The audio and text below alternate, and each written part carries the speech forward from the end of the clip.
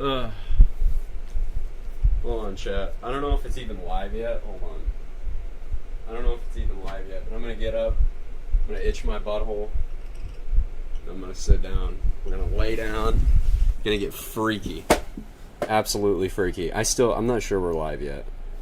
I feel like I haven't gotten an... Oh, no, it is. It is. Hold on. Let me go on YouTube. Let me go on ENJYOoe. ENJYOoe.com. What's up, Terrible? What's up, Pookie Bear? What's up, Peacher? What's up, Sunset? What's up, Fapperjack?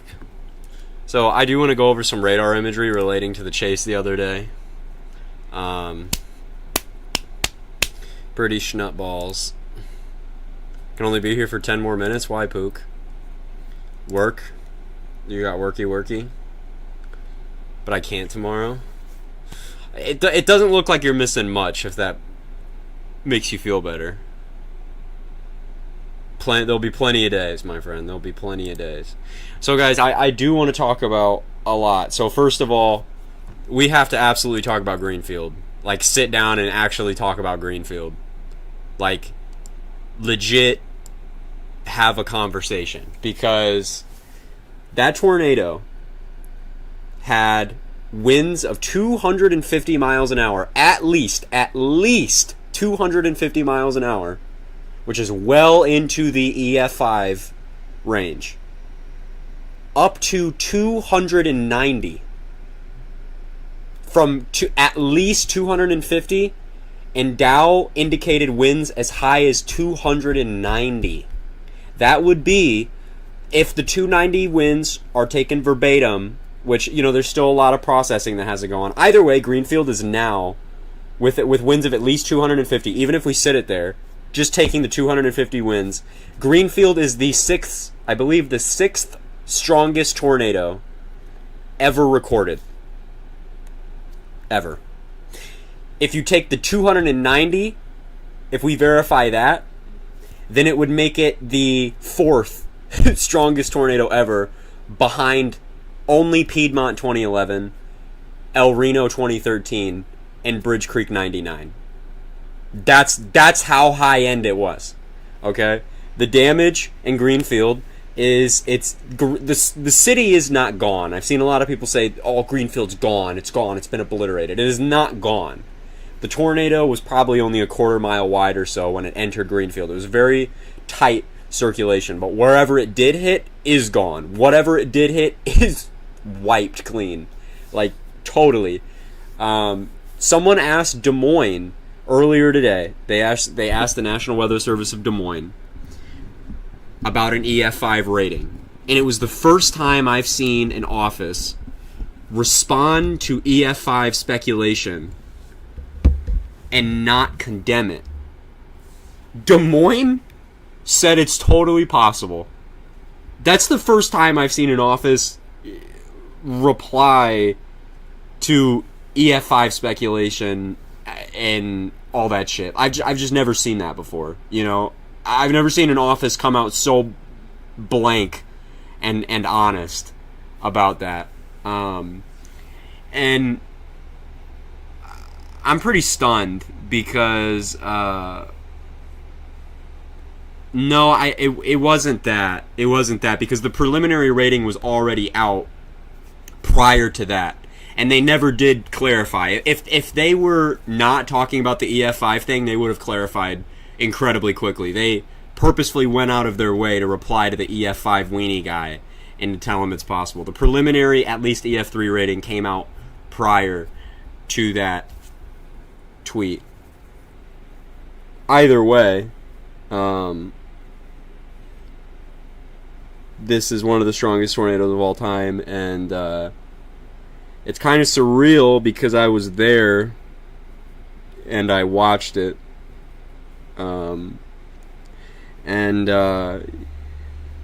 I've seen tornadoes before, right? But it's no comparison. I mean, I feel like now I truly understand the term violent motion, I mean, that is like, I mean, dude, there's no way to explain that,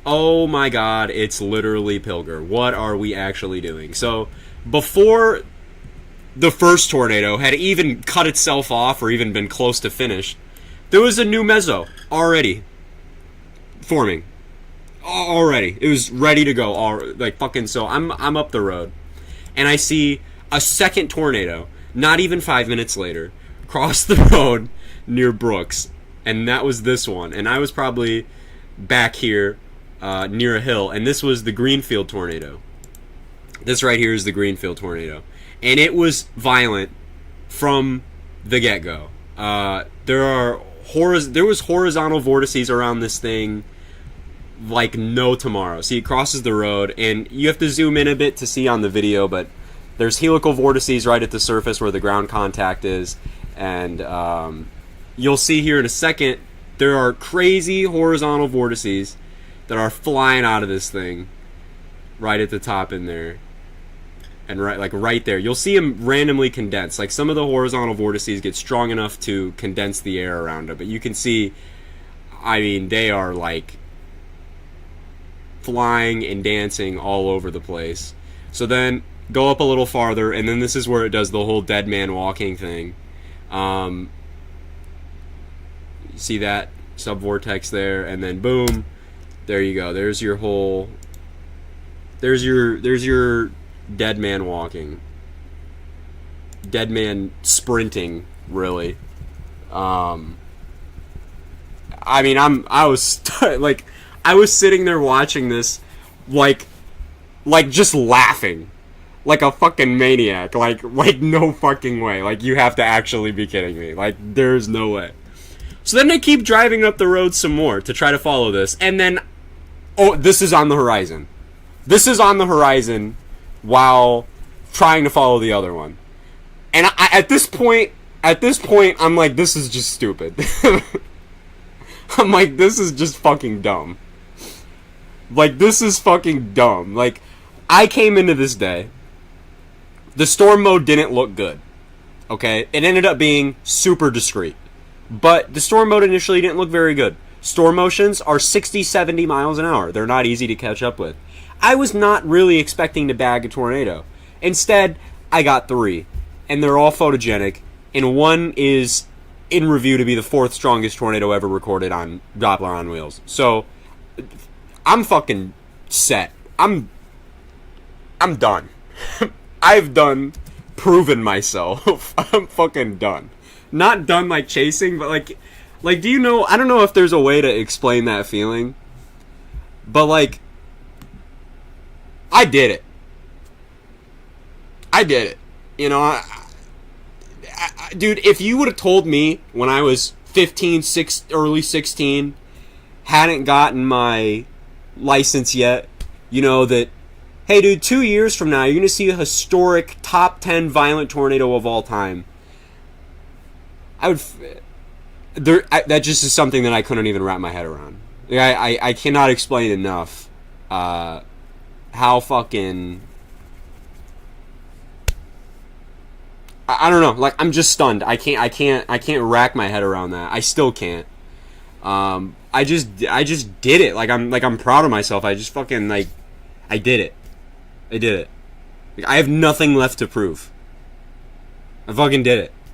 Like, at this point, I've seen numerous tornadoes. I've seen violent tornadoes. I've gotten extremely close to a violent tornado. I have fucking seen the process of vortex breakdown happen in front of my eyes. I've seen crazy helical and horizontal vortices. I've seen not even a dead man walking, a fucking Olympian running tornado. I've done it. I've fucking done it. Like, I kind of sound like I'm gassing myself up here, and I don't really give a fuck. Dude, I'm proud of myself. I'm gonna take a little break from chasing. I'm gonna take a little break, and I don't know how to explain that, but I'm kind of tired of the drives. You know, I'm tired of the grind. The year has absolutely been a grind. But I'm not like this. I'm not like sad. I don't give a fuck what I miss. You know what I mean? Like, it's almost like coming after like a day like Dodge City, and then like skipping like a 5% a few days later. Like, I don't really fucking care.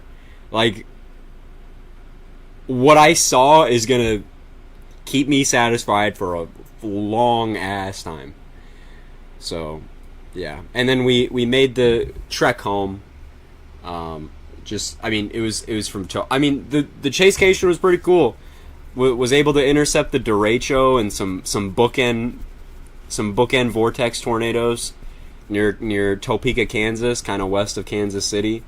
You know, got into Iowa, got all those tornadoes, and then just decided, we're gonna go home. But we're not done. 2024 is frankly a vicious year. Someone compared it to 2011, not in the intensity of the tornadoes and how everything's going, but the fact that there has been so many fucking tornadoes, and they have all hit something. There is no such thing as a pretty tornado in a field this year. Your pretty tornado in a field for 2024, for some fucked up reason, is still always gonna hit something. It's ridiculous. It's absolutely ridiculous. It's the visual, it's the expanding bullseye effect happening in front of our eyes. Like, there are people that are filling these rural areas, and they're just getting hit with tornadoes like crazy this year. It's ridiculous. So we have a lot to go over for even next week. For the foreseeable future, we're going to have ridging built in fairly soon. It's going to be probably within the next 2 weeks. And this is some of the highest EHI I've seen in a GFS run ever.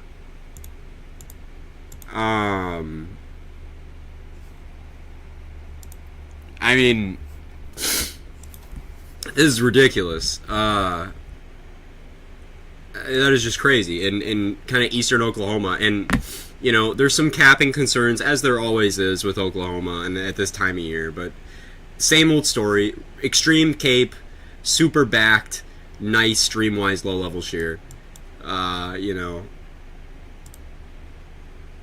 It's gonna be a rough one. This is another one of those really high ceiling days. I feel like we've had so many high ceiling days over the last month. It's like everything has been a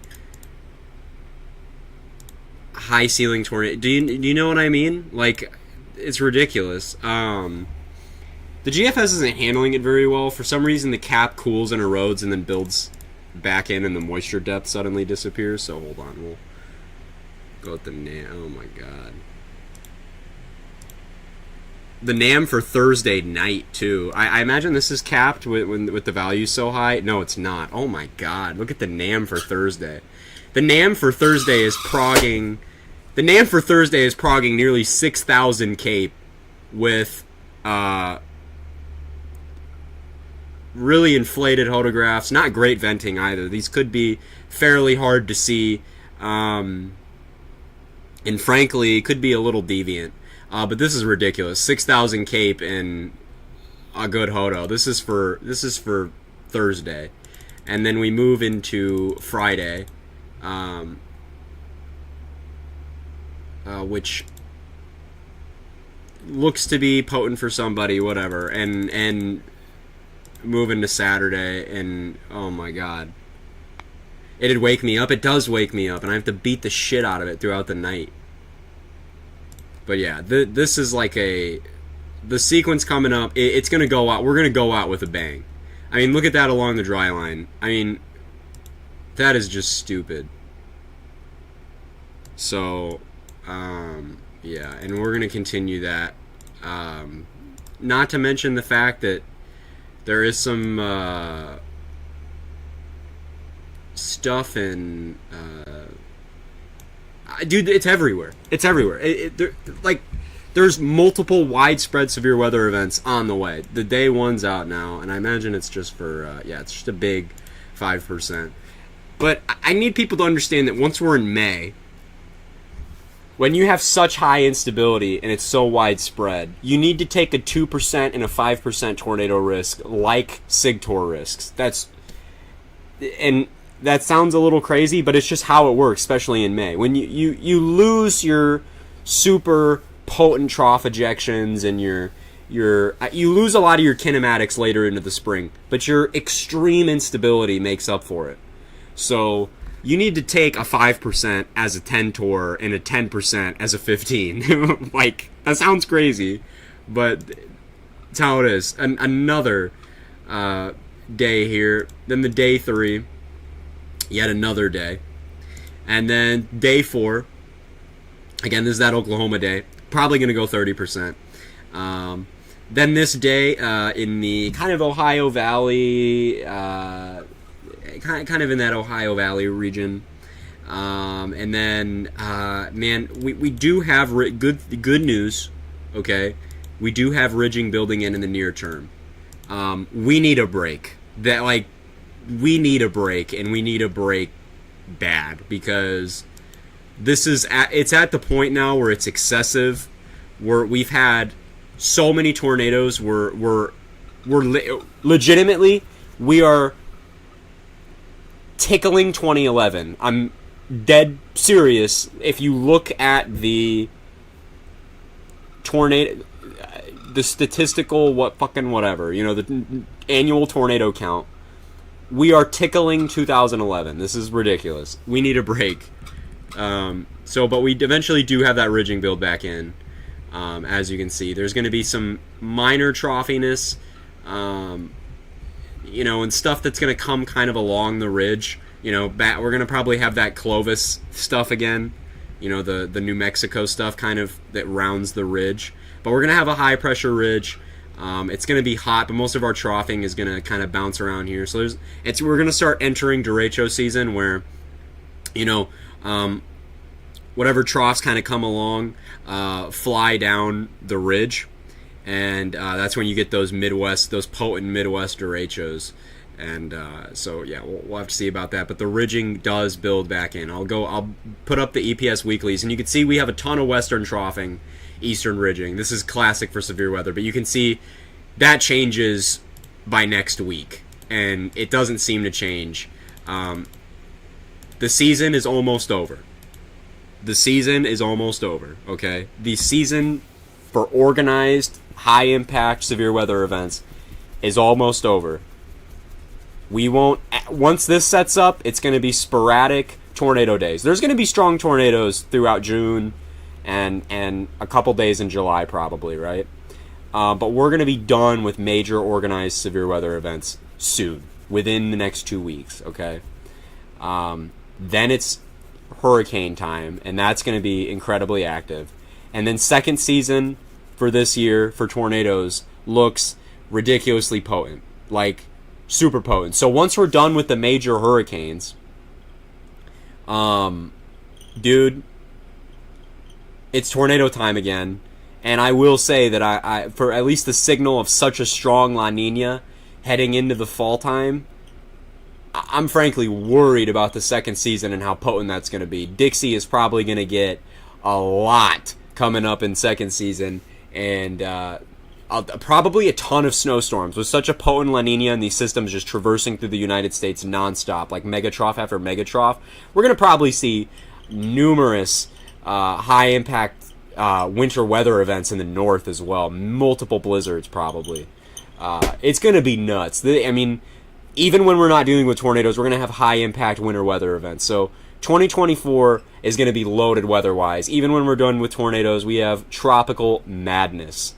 And then after that, winter tornado and winter weather madness. And then heading into 2025 with that super strong La Nina, we could be talking about an incredibly active early season as well. Think back to 2023 or 2022 or 2021 with those, just when we had that super persistent La Nina where, oh my God, it was like from January to April, every week there was a high-end Dixie event. We're going to probably head into that too. So we are going to have weather fucking galore. But at least the high-impact, major, organized, severe weather is on the way out. It's on the way out. What do you think about this year's wildfire season? So, I'm not going to lie, I'm not very knowledgeable or skilled in terms of wildfire forecasting. but it definitely doesn't look good, especially with a consistently warming climate. Drought is already extremely high, especially up into Canada, in Alberta and stuff. So Canadian wildfire season this year is probably going to be pretty ridiculous. And just with our consistently warming climate, we're probably going to see some wildfire stuff. But I'm definitely not the person to go for with wildfire forecasting. I'm definitely more of a severe weather forecasting kind of guy, so I'm not the person to ask. But I know at least up in Western Canada, it does look a little potent coming into this year, and the same areas as usual. But yeah,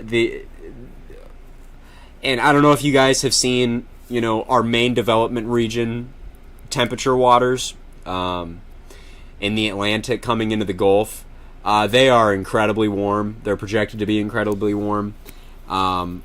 And once we start getting those eastern waves, it's go time. I mean, I think we're going to be... Am I cooked? I don't know. I'd just be ready. I'd just be ready for the year.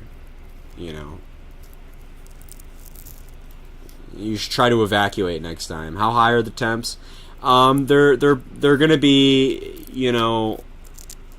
remember last year in the Keys where the ocean temperature was nearing 100 degrees? It's probably going to be widespread, very, very warm bath water temperatures. I mean, hurricanes are going to have no issue, and we'll have to monitor every hurricane and every tropical storm, any cyclone out in the Atlantic for rapid intensification, because it's going to happen. It's going to be a crazy year for hurricanes, man. It is really going to be one wild-ass year for hurricanes.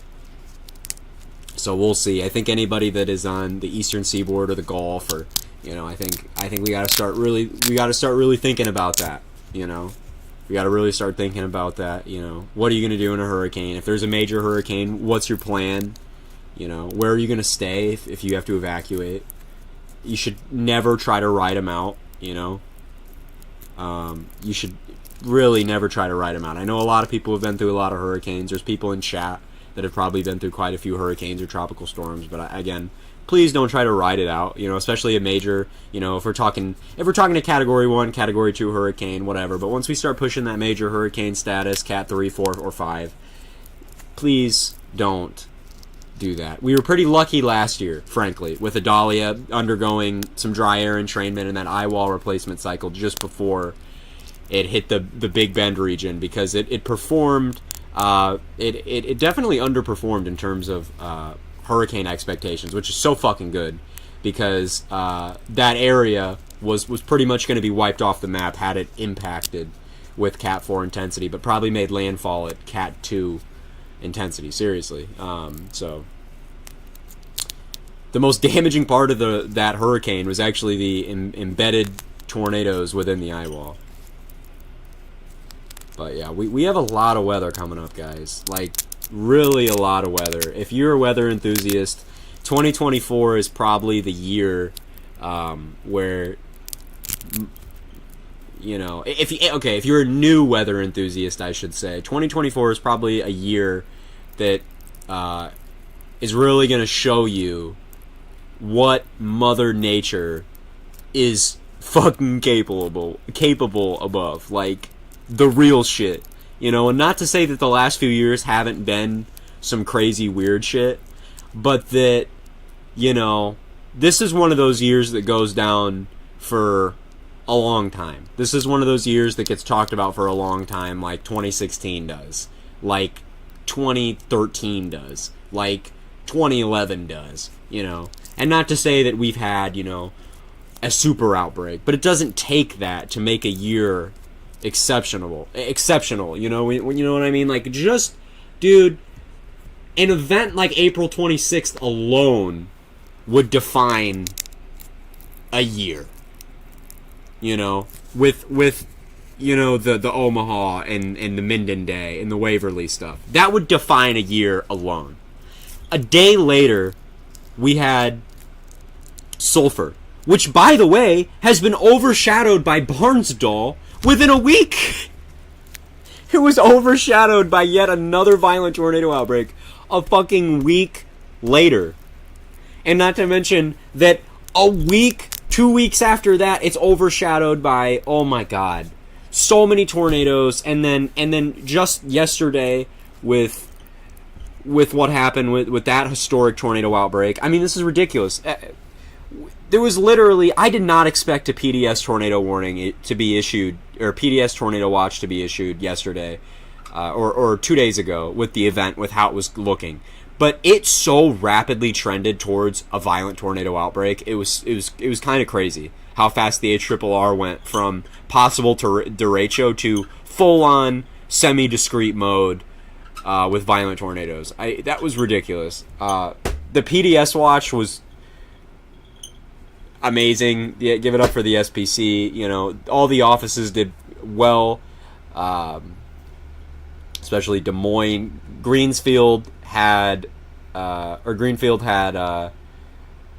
want to say it was 48 minutes of lead time, almost an hour of lead time for a violent tornado. Lots of chasers on it to report it, and with a debris signature like that, they had plenty of warning. Unfortunately, with a tornado that strong, you can do everything right and still not make it out, and you know it really hurts to think about what happened to some of those people in that town.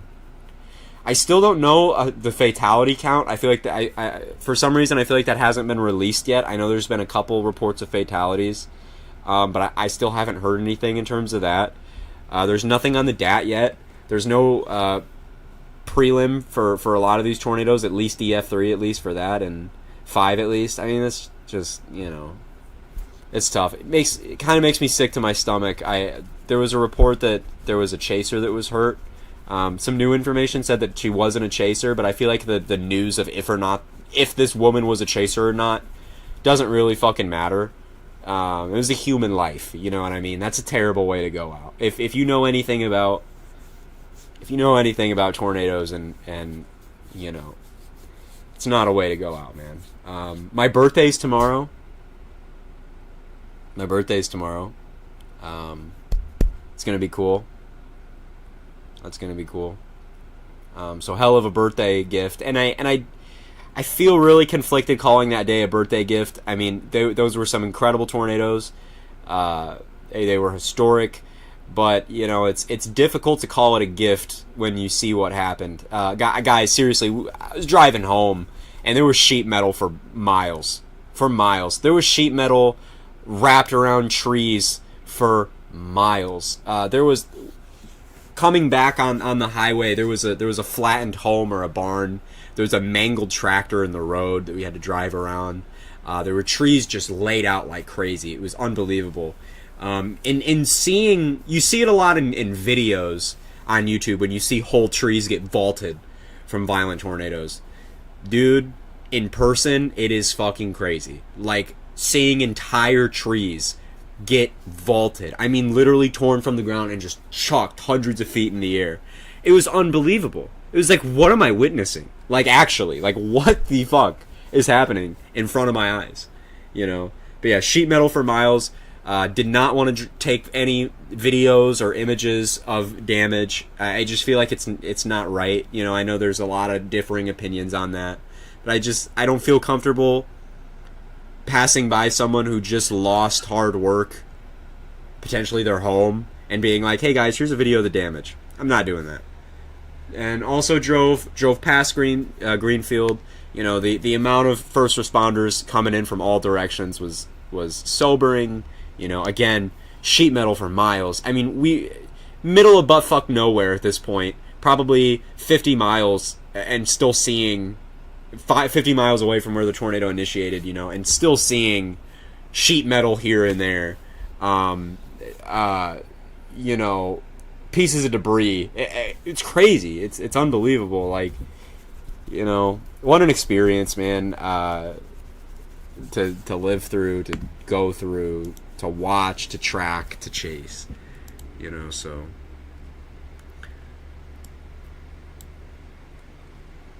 And Reed's video, guys. Reed's video is unreal.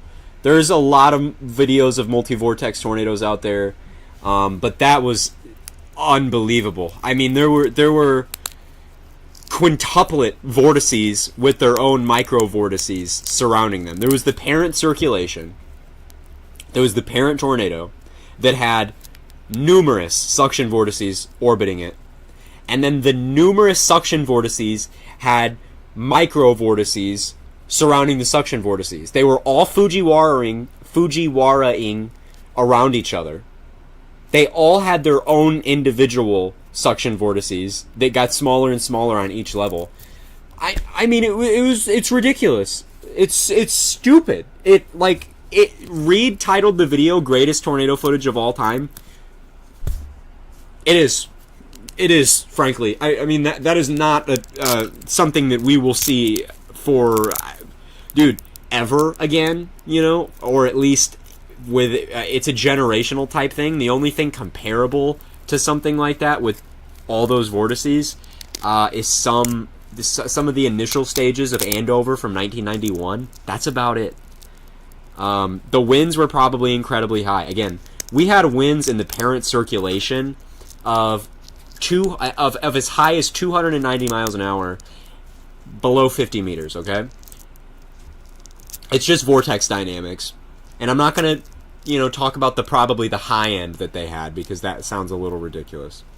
But going off of supercomputer simulations and a lot of Fujita's early work, the winds were very, very, very easily in the 300 plus mile an hour range in the suction vortices, probably pushing 330, probably nearing 400 instantaneously. Call me a weenie. I'm going off pure fluid dynamics here. It's just a fact, okay?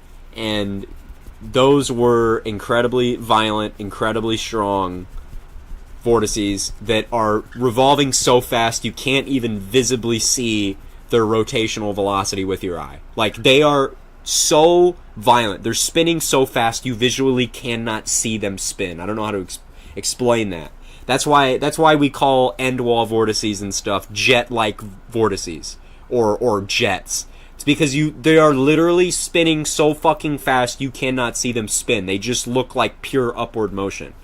So, dude, yeah, I'm still in shock and awe of all that shit. And, there were windmills being decimated from pure rear inflow jet. That is nuts.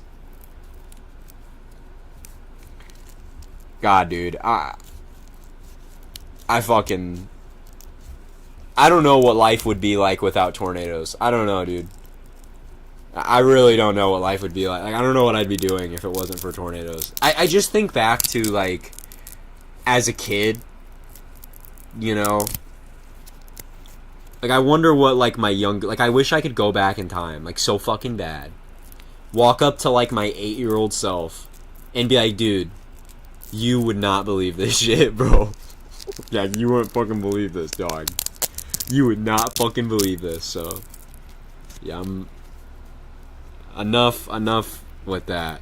I'm gonna go get some food, and I'll be right back. I'm gonna get, a hella string cheese and galore bub.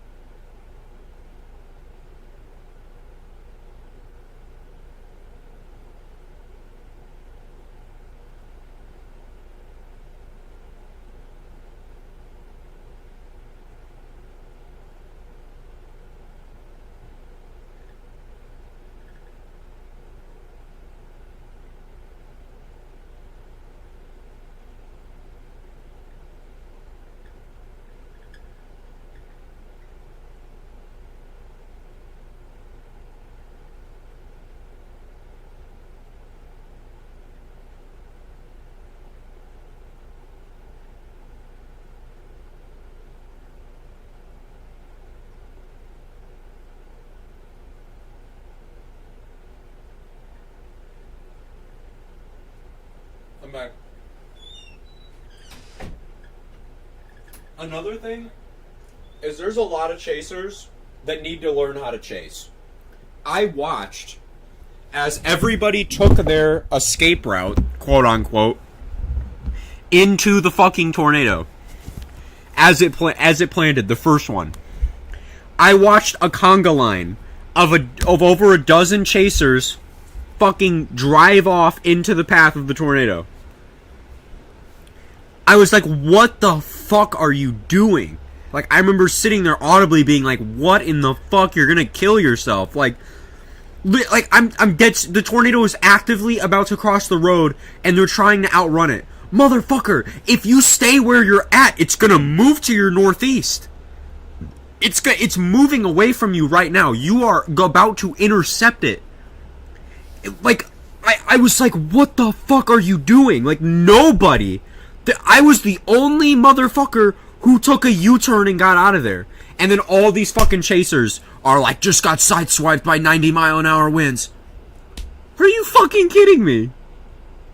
No fucking shit you got sideswiped by the tornado, motherfucker. If you stayed west, not only oh my god. Because if you're going to continue to get ahead of the tornado, the RFD is going to conceal your tornado, okay? It's going to conceal it. You're going to have this view for the tornado's entire life. Which view do you want? Do you want this view of the tornado with the rain kind of obscuring the RFD as you come up on it? Or do you want the tornado to pass you and get behind the RFD, and now you have a completely clear shot of the tornado, backlit, the sun and blue beautiful skies are fucking behind me. There's no chance of danger because I'm now behind the tornado. Which shot do you want? Because now you don't have the fucking shot. I was the only one to get this shot. Because everybody and their fucking mom went into the fucking tornado. I was stunned watching this. What in the fuck are you doing? Like, I don't know, dude. I tweeted about it. Talked to another chaser about it. Because that shit was not right. The same thing happened with the Greenfield tornado as it began. There were chasers that got hit directly. Or at least just on the outer circulation. What the fuck are you doing? Stop! Like, you can stop. Like, if you are west of the tornado and it's moving northeast, it can't hit you. Even if it deviates, it's not going to hit you, especially when it's moving that fast. If you can just stop and let it pass in front of you. Why are you trying to get ahead of it by crossing the path? You cannot outrun a tornado that is moving 70 miles an hour forward.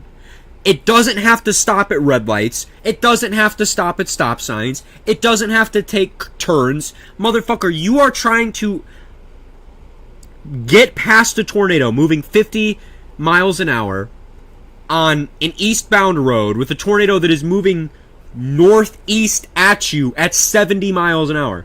There is no trajectory that is physically going to allow you to not get hit by the tornado. But if you sit and wait to the west of it, the tornado is going to continue to move off to your northeast. It's going to get close. You'll get some nice close shots. But you know what? You're going to be outside of the tornado cyclone. You're going to be behind it, where it's beautiful and photogenic. There's going to be blue, clear skies behind you. The sun's going to be shining on it. If you want to get ahead of it, you are dealing with a rain-wrapped, grungy mess that is now flying at you. So, pick your fucking poison. People need to learn what they're doing. I have no idea. I don't know if it's just... And another thing is one of the people that took off was a fucking tour van. It was a chasing tour van that took off.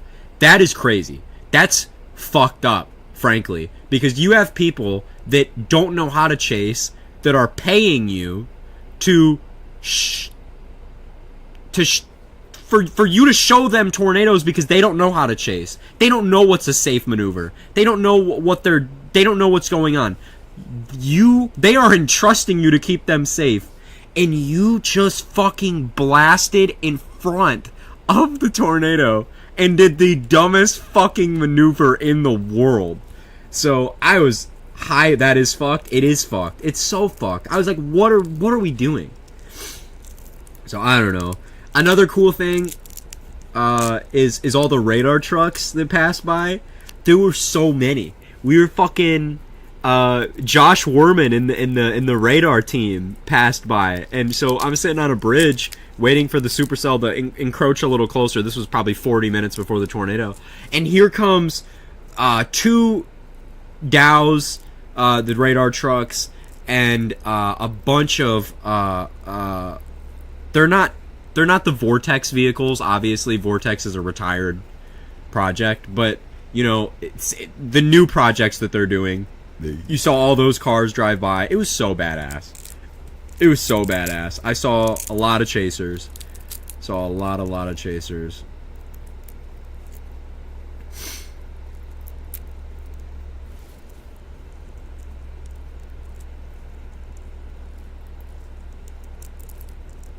But yeah, I have no idea what was going on with that. With the people got to learn how to chase. People got to learn how to chase. People got to watch a Skip Talbot video once in a while. And it's not that, you know, mistakes aren't made. Again, we're going and getting close to tornadoes that wobble and do all this shit. Mistakes happen. Chasers, even the best, most skilled chasers, get caught in iffy, dangerous, life-threatening experiences at least once or twice in their career. It happens. It happens, especially when you're new. Pecos Hank has had quite a few. If you've watched Hank's videos, that man is incredibly safe. But he's had a few times, you know, maybe got a little too close. It happens. All experienced chasers have those times that they look back on that are learning experiences, right? But make those learning experiences, because one of the tour vans that was there was also ran by a guy that got a tour van directly hit by an EF4 in Lawrence, Kansas in 2019. So clearly the lesson was not learned about maneuvering around rain-wrapped tornadoes. And that's what's fucked up is, you know, the mistakes are made for you to learn from them.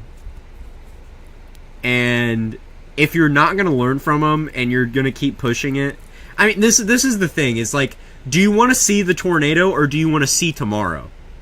That's the deal. It's like, it's okay to at some point be like, I have to now prioritize my life. You know what I mean? Seeing a tornado is awesome, and it sucks to miss them. But I promise you it's going to suck a lot more when you're fucking dead. You know what I mean? It's going to suck a lot more when you're dead, okay? It's okay to back off. If you're not comfortable, you're not comfortable. It doesn't matter what Reed Timmer's doing. If you're not comfortable blowing into this storm like this, don't. Listen to your lizard brain. Listen to your gut instincts. Do what's comfortable. You don't have to have... You don't... Oh my god, dude. You don't... If you're not comfortable, you're not comfortable. Trust your brain. Stay south of east-moving tornadoes. Don't push it. Don't hook slice, please. Don't do stupid shit. You know... Man, and if you miss a tornado, you miss a tornado. You know what I mean? But the day when you have an El Reno type thing happen again, the day where the riskier guys do the hook slices, the day where the riskier guys are north of an including tornado, and you played it safe and you're to the south, you come out on top because you came out. You know what I mean? So, yeah. I just crazy. I mean, you gotta know what you're doing if you're chasing, and you gotta just don't get caught up in a silly position. Don't get caught with your pants down, man. It's scary.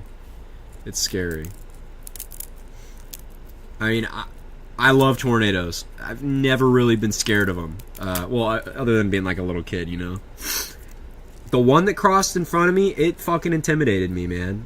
I mean, it's intimidating. It's not like, you know, it's not fun to get borderline hit by a tornado. You know what I mean? That's not fun. That's not like a fun thing to do. You know. So I don't know what those chasers were doing. I don't know if they just really wanted to 0 meter an ongoing, obviously strong tornado. You know, maybe that's what they wanted to do. And hey, if you don't have anybody in your car and you're by yourself and you want to go on a fucking borderline suicidal chase, nobody can stop you. But it's selfish to take other people along with you and have them be unaware of that. You know what I mean? You can do whatever you want. You can chase however the fuck you want. But when you have other human beings with you, it is your priority to make sure that they're okay. Especially if they have no idea what you're doing. And they're entrusting you with literally their lives. And it's crazy because the tour, like, I don't know if you guys have seen the how much money those tours cost. It is literally like $10,000. It is ridiculous. Just for them to take you on a van ride to see a tornado. Bro, I'll pay you $10 and you can hop in and I'll bag you a tour sometime. It is fucking insane. Now, there is some tornado tour companies that are good. Trey is a tour guide for one of them. And they're incredibly safe. They don't even let their fucking... They don't even let their... They don't even let people get out of the van to take pictures if they're within a certain distance. I mean, they are super safe. So, I forget what it is. If you ever, for some reason, want to pay for a chase tour...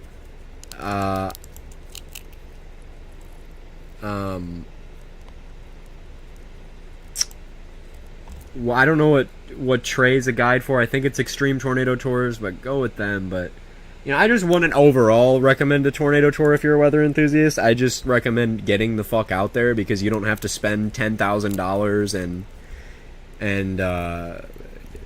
and Extreme Tornado Tours isn't that much money, by the way, but some of them are. Extreme Tornado Tours is not that much. But, yeah, I would just recommend getting out there, learning how to forecast, you know, moving around these tornadoes and learning for yourself what's going on. But also, we talked about this on stream, maybe, or in the Discord, but we talked about Campi Flegrei, the super volcano in Italy, and how it's had a lot of unrest recently. They just had, about a day ago, their largest earthquake in 40 years near Campi Flegrei. Their largest earthquake in 40 years. There is massive ground deformation near Campi Flegrei of approaching a foot a year at this point. If it's on now, especially a super volcanic complex like that is going to have subsidence and uplift. That's just natural for this to work. But the issue with this is it's magma driven. This isn't just gases and things in the crust that are uplifting the ground. This is magmatic of origin. So there's magmatic intrusions in Campi Flegrei that are causing the ground to uplift. There's incredibly large earthquakes, and they've had a lot of close calls over the last 2 centuries or so. So this could be just another active, time. But it's definitely getting to the point where it's concerning because it's persisted for a while, and it is the only supervolcano on planet Earth that has a raised alert status. I mean, it's legit. It actually poses a threat. Not that it would, and I do want to specify that just because it's a supervolcano doesn't mean that it will cause a super eruption. We would not be affected by whatever would happen in Campi Flegrei. But the issue is there are millions of people that live in this area because around a volcanic area, the soil is so fertile because of just how magma is, of just how lava and past eruptions are. The land is as fertile as it gets. So millions of people live in this region. The topography is beautiful because of all the extinct volcanoes. But dude, there's also the threat of new eruptions. If you don't know, Campi Flegrei is in the same area that Pompeii is and shit. You know, and with Vesuvius, and they're all kind of a part of that same complex. And like the fact that it's this active is concerning, because if you had a large eruption, even something that would be VEI 3, with that many people, that would be catastrophic. You would have a disaster in ridiculous proportions.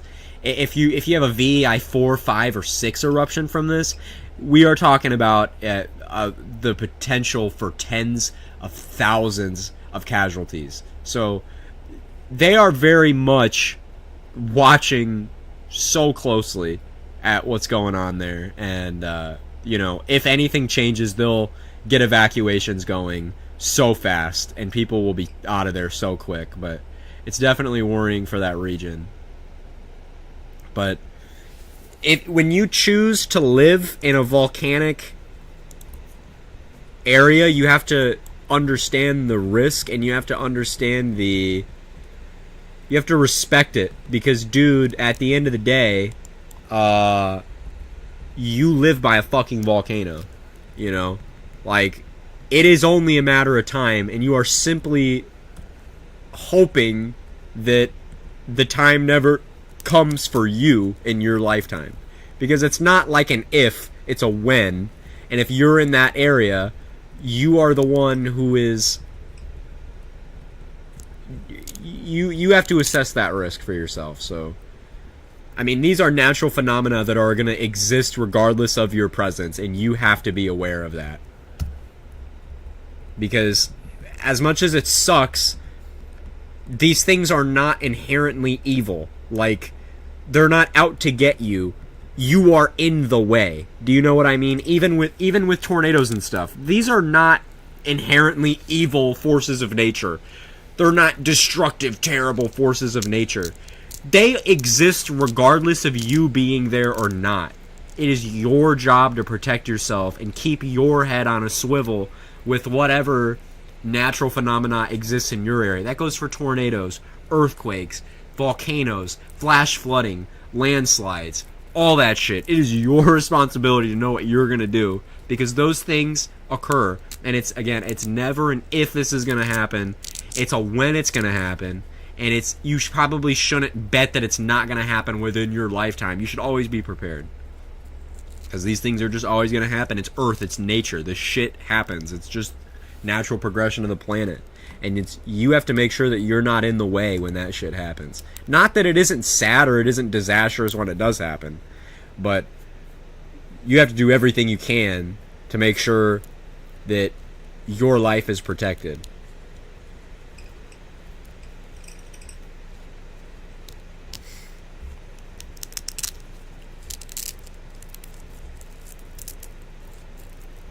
I'm so ready for Twisters, by the way. Like, I'm so hyped for that movie to drop. And the thing about Twisters is, in the trailer there was the tornadoes that were taking out the wind turbines. And I remember people, like, kind of calling it unrealistic. And then Greenfield happens literally 2 months later. And we have a tornado that is taking out wind turbines for fun. Like, just laying them out like nothing.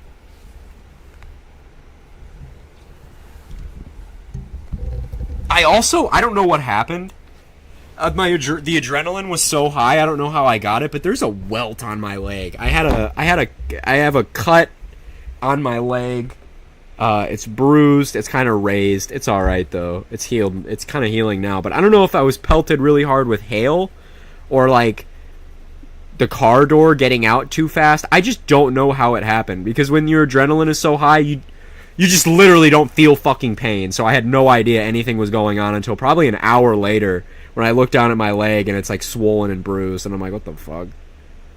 But I had no idea how I got that.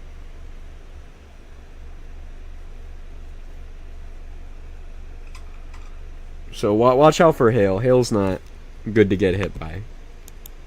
Clearly not good to be hit by.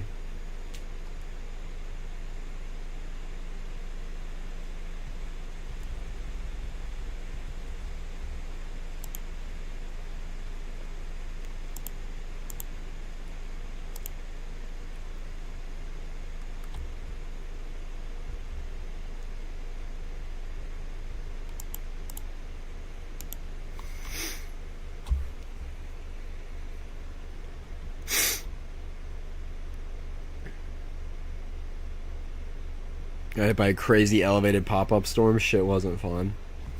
Dude, they can... Bro, they will come around and beam you with hail. Like, left splits are not a joke. They'll, like, not look like much, and then they'll come around and throw bowling balls at your ass, dude. I mean, there was DVD-sized hail falling in the Dallas Metro last year from a left split that didn't really look like it even had hail in it on radar. And the reason it didn't is because the only precipitation this motherfucker was producing was DVD-sized hail. Like, I need you guys to envision DVD-sized hail for a minute. And that shit careening at you at like 80 miles an hour. That is just not, like... I mean, what the fuck? Like, that'll kill you. That'll actually kill you. And hail damage to homes and stuff with that is really bad.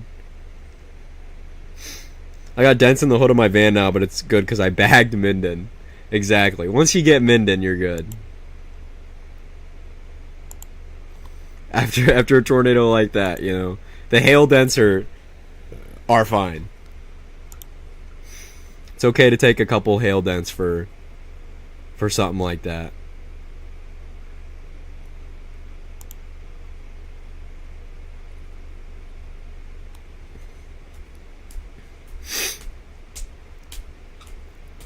I want to watch some Iowa's totally popped this year. Yeah, Iowa and like Nebraska have been the play this year. I mean, it is crazy. We can go to the annual tornado count.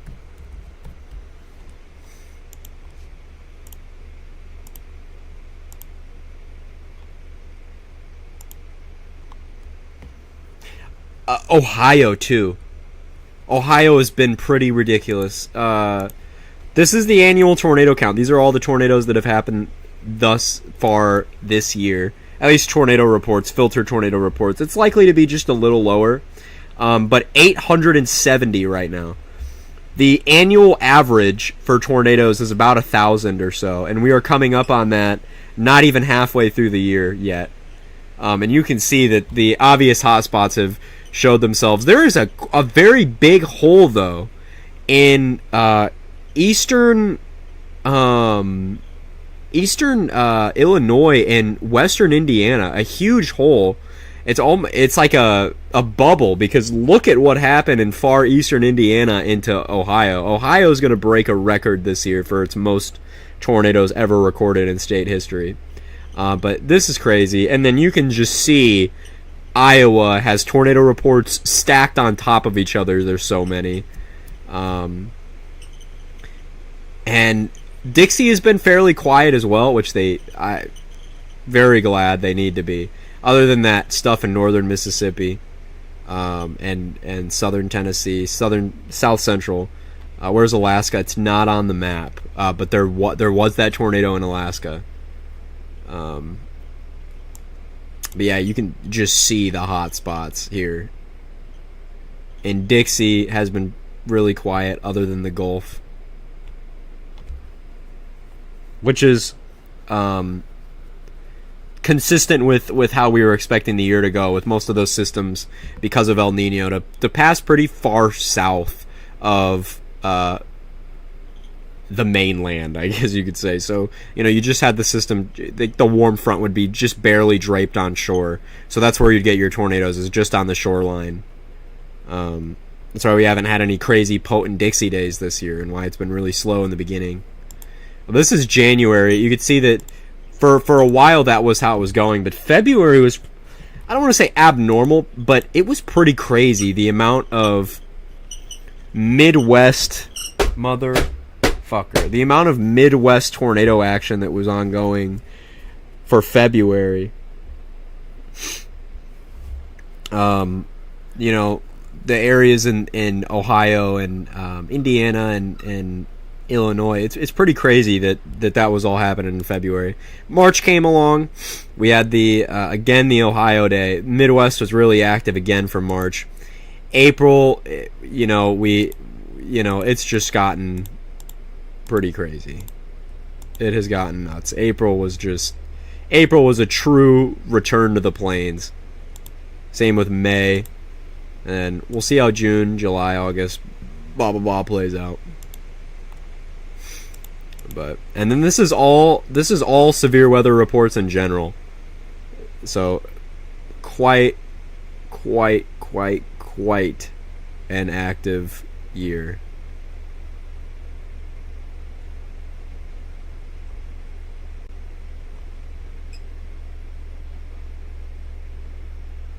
You can see how quiet we were though for so long. Really, there was no crazy tornado days up until April. Our first like real crazy tornado day. Well, at the way beginning of the year, there was the Panama City Day, which it has just at this point basically gone forgotten. But there was that, there was the day in Chicago, the Chicago kind of day, with a couple of those tornadoes, the 10 hatch that was really conditional but performed pretty well. The day where I got the crazy Mamatis and those anvil crawlers. It was that day. And then it was pretty quiet. There was the Winchester day. There was 314, That was a pretty standout day. But then it was really quiet. It kept being quiet. And then April came, and it all changed. And ever since the beginning of April,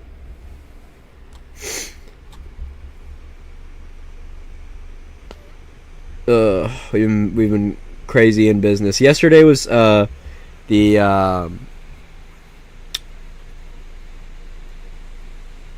13 years since Joplin as well. That's crazy, man. 13 years since Joplin. And Caitlin, oh my God, she's not a real person. Made a post saying, "Happy 13-year anniversary for Joplin." I was like, what? How does it feel to have brought back the strongest tornado of the year? I still fully don't believe it happened. That's what's weird. Is it doesn't feel like it happened. It feels like that was a dream. I don't think that shit is ever gonna settle. Like, I don't think that's ever gonna get in. Like, you know what I mean? But yeah, and it's one of the strongest tornadoes of all time. That's what's fucking with me, dude. That's what's fucking with me. That's what I can't wrap my head around, is it's literally one of the strongest tornadoes of all time. Like, what do I do? I've told pretty much everybody. I've called all my family members. Some of them didn't really believe me. Some of them I don't think fully understand it either. They're just like, oh yeah, that's cool, and I don't think they really fully understand that what happened. But man, my intermediate family that is definitely, and kind of because of me, they're all kind of weather enjoyers. You know what I mean? They are all pretty, enthused by that. And my dad has been calling me since, telling me to come over, because he's like, I need to see the footage. He's like, you need to drive over here and you need to show me the footage. I need to see it. I need to blah blah blah blah blah blah blah blah. And then I think I'm gonna do that tomorrow. Tell him about this channel. He knows sort of about it. I'm not very close with my dad though. I think I've explained it on stream before, but we're not very, I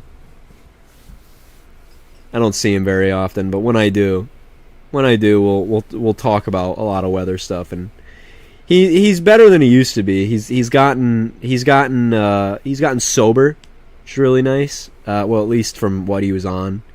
He's had a new kid since then, which I get. It's technically I technically have a newborn brother.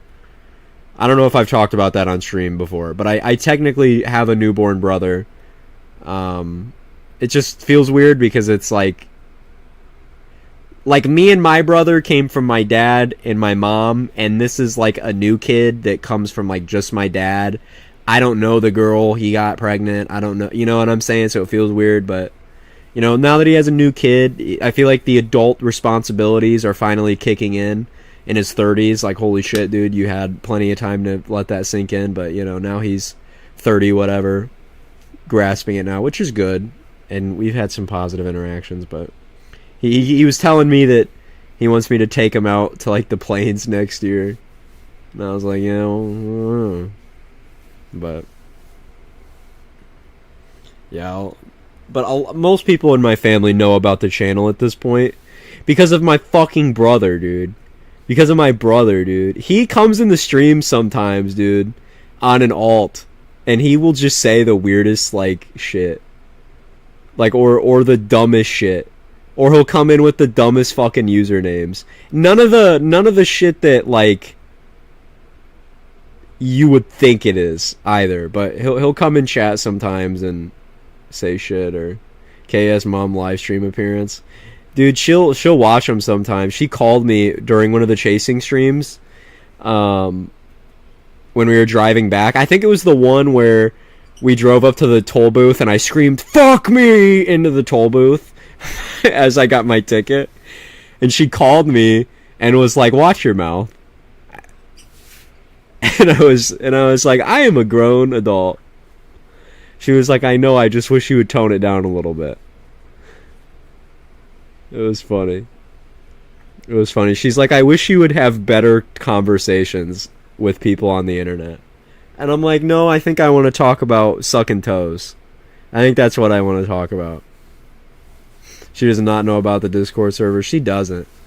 But she hears the same shit around the house. My brother... Dude, we were talking about... gooning and shit. And she has no idea what that shit means. But the second he started talking about edging as a joke, my mom turns around and she's like, "What the hell?" She's like, "What are you talking about?" She's like, "Why are you talking about this?" She doesn't understand the current meme meta. Like, and we thought we could slip by, but the second we said something about edging. But we were talking about gooning, goon maxing.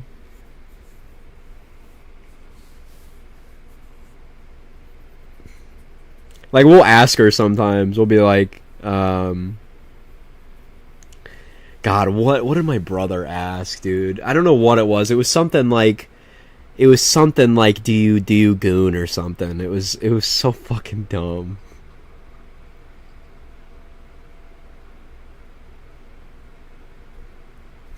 Also, the Kendrick and Drake beef is pretty much over, which kind of sucks. But, like, that beef went so personal so fast. Like, it's kind of crazy. It was like within 2 diss tracks were calling out each other's family members. Drake never had a red button, whatever the fuck he was talking about. He was talking about that red button, that nuclear bomb he was going to drop on Kendrick. He never did. He never had it. That shit didn't exist. He had fake fucking shit that his manager had one of his kids and that he beat his wife, but no proof is coming out of that. Came out of that. A lot has come out about Drake just flat out lying. Especially the Heart Part 6 diss track where Drake says he fed Kendrick the information. Drake contradicted himself a couple days later when he was talking to academics on stream where he was saying he doesn't know where Kendrick got the information. So Drake was just flat out lying. He never fed Kendrick the information at all. He never did. Dude. He never did anything. The beat for the Heart Part 6 is hard as fuck. Though I love the beat for the Heart Part 6. That shit is hard as shit. But Drake's reputation is fucked. Kendrick did, like, substantial damage to that shit. I mean, he just went full on with the pedophile shit. And, I mean, that is damning. Now, personally, do I believe that Drake is a full-blown pedophile? I don't think so. I don't believe it. I don't think that he's a full-blown pedophile. But that's not the point, you know what I mean? The point is, Drake has had weird relations with people and minors. He has a disturbing misogynistic view of women, very objectifying, and Kendrick is just amplifying that. His past strange interactions with people that were not 18, and the trafficking allegations, which are incredibly damning, which I think need to be looked into. But Kendrick shined light on sex offenders on OVO, which is true. One of the guys was arrested for I think it was like an aggravated rape. Like, it was fucked up, and like kidnapping a woman. And one of those guys is on OVO and is like super chill with Drake. Like, how do you keep one of those guys around you as like a homie? Like, those are one of those people, like, yeah, Baka got a weird case. Why is he around? Certified lover boy, certified pedophile. I love Kendrick's voice, dude. I love his inflection on shit. Certified lover boy, certified pedophile. Dude, the A minor shit too, bro. Oh my god. He turned that shit into such a bop. And he had so many diss tracks. I'm pretty sure he still had more to go. The thing is, though, it's strategic not to respond to the Heart Part 6 because you let Drake sit in the stupid shit. You let him dig his own grave and you let him sit in it. You don't remove the attention at that point. You don't feed into it again. You let it sit at the Heart Part 6 because look at this shit. Look at the like-dislike ratio. God, this shit is... it's been so long and it's still number 5 on trending for music. It's been that long and it's still number 5 on music trending. Not Like Us is literally weeks old and it's still number 1 trending for music.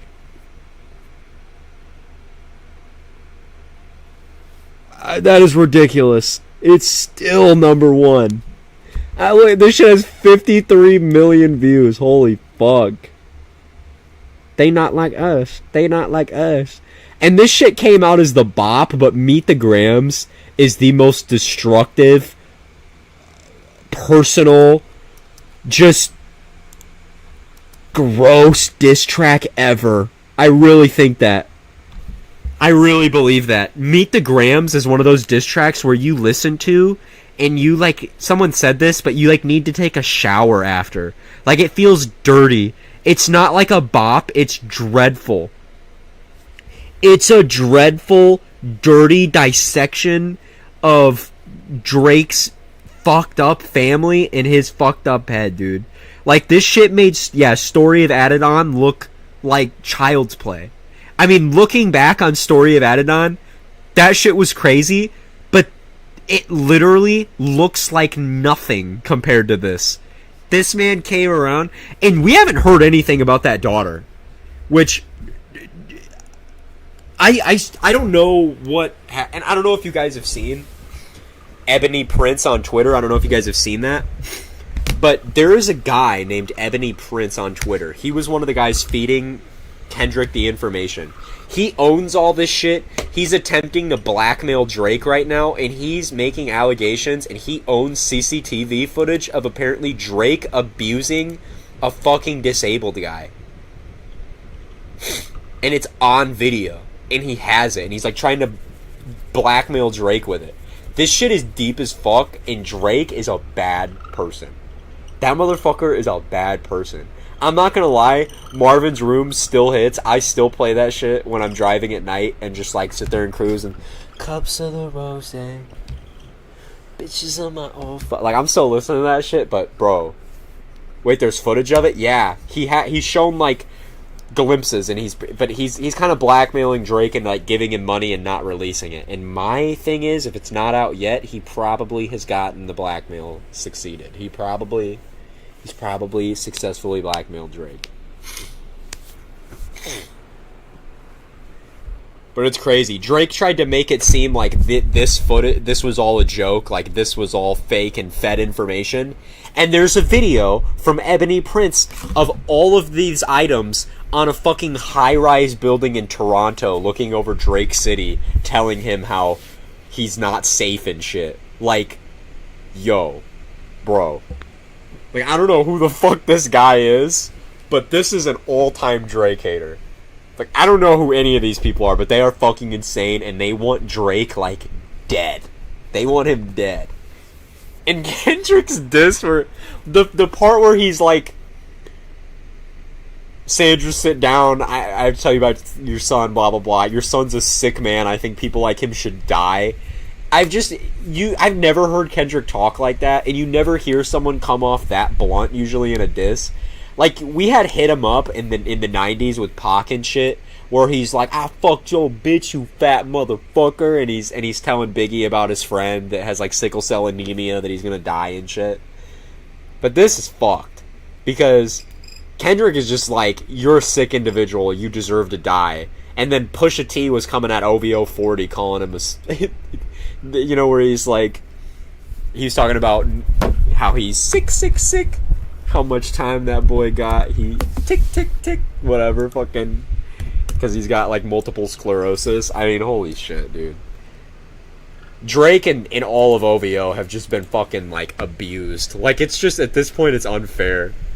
At this point, it's unfair. Like, they have no shot. I do like give props to Drake though, because every time he's lost pretty much every fucking beef he's been involved in except the one with Meek Mill, which he fucking shredded Meek Mill, by the way, dude. He bitched Meek Mill. But you know, yeah, I just can't.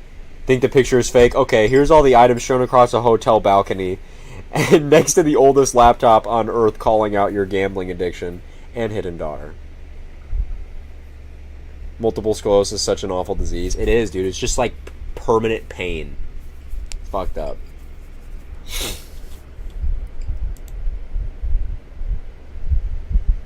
I wonder who made this. Bro, it's crazy how Moore, like, just produced one tornado when it was in EF5 and it was just done. Like, this shit just produced an EF5 and then disappeared. What nerd made this video? Peter Schmorman. Peter Schmorman.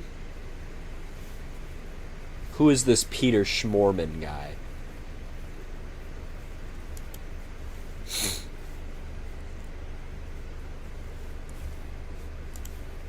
This guy must stink. This guy needs a blowjob, I think.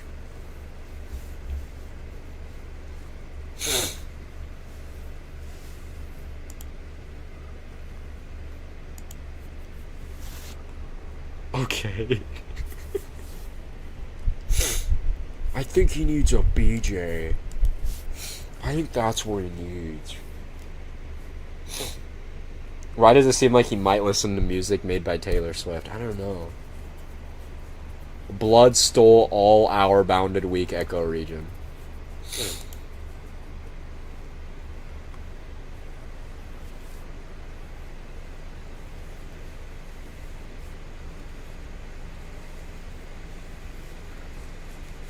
What was 9/11 snow? What? There was an alternate history video about, like, what if 9/11 happened at nighttime? And I thought about that. That'd be interesting. It's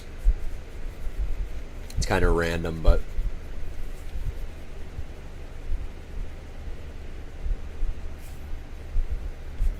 My ear hurts, bro. Why would it happen at night, though? I don't know. Because I feel like that wouldn't even be... That sounds fucked up. But, you know, they were obviously aiming for, like, max casualties, and if they did that at night...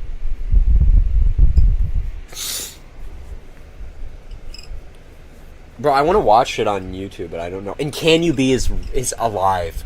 I could not fucking believe that. We just heard a high-quality snippet of fucking ENJYOoe that is like... It doesn't have that stupid fucking Music Mafia tag. It's a full fucking version of ENJYOoe with clear, new, renewed vocals in the actual fucking song.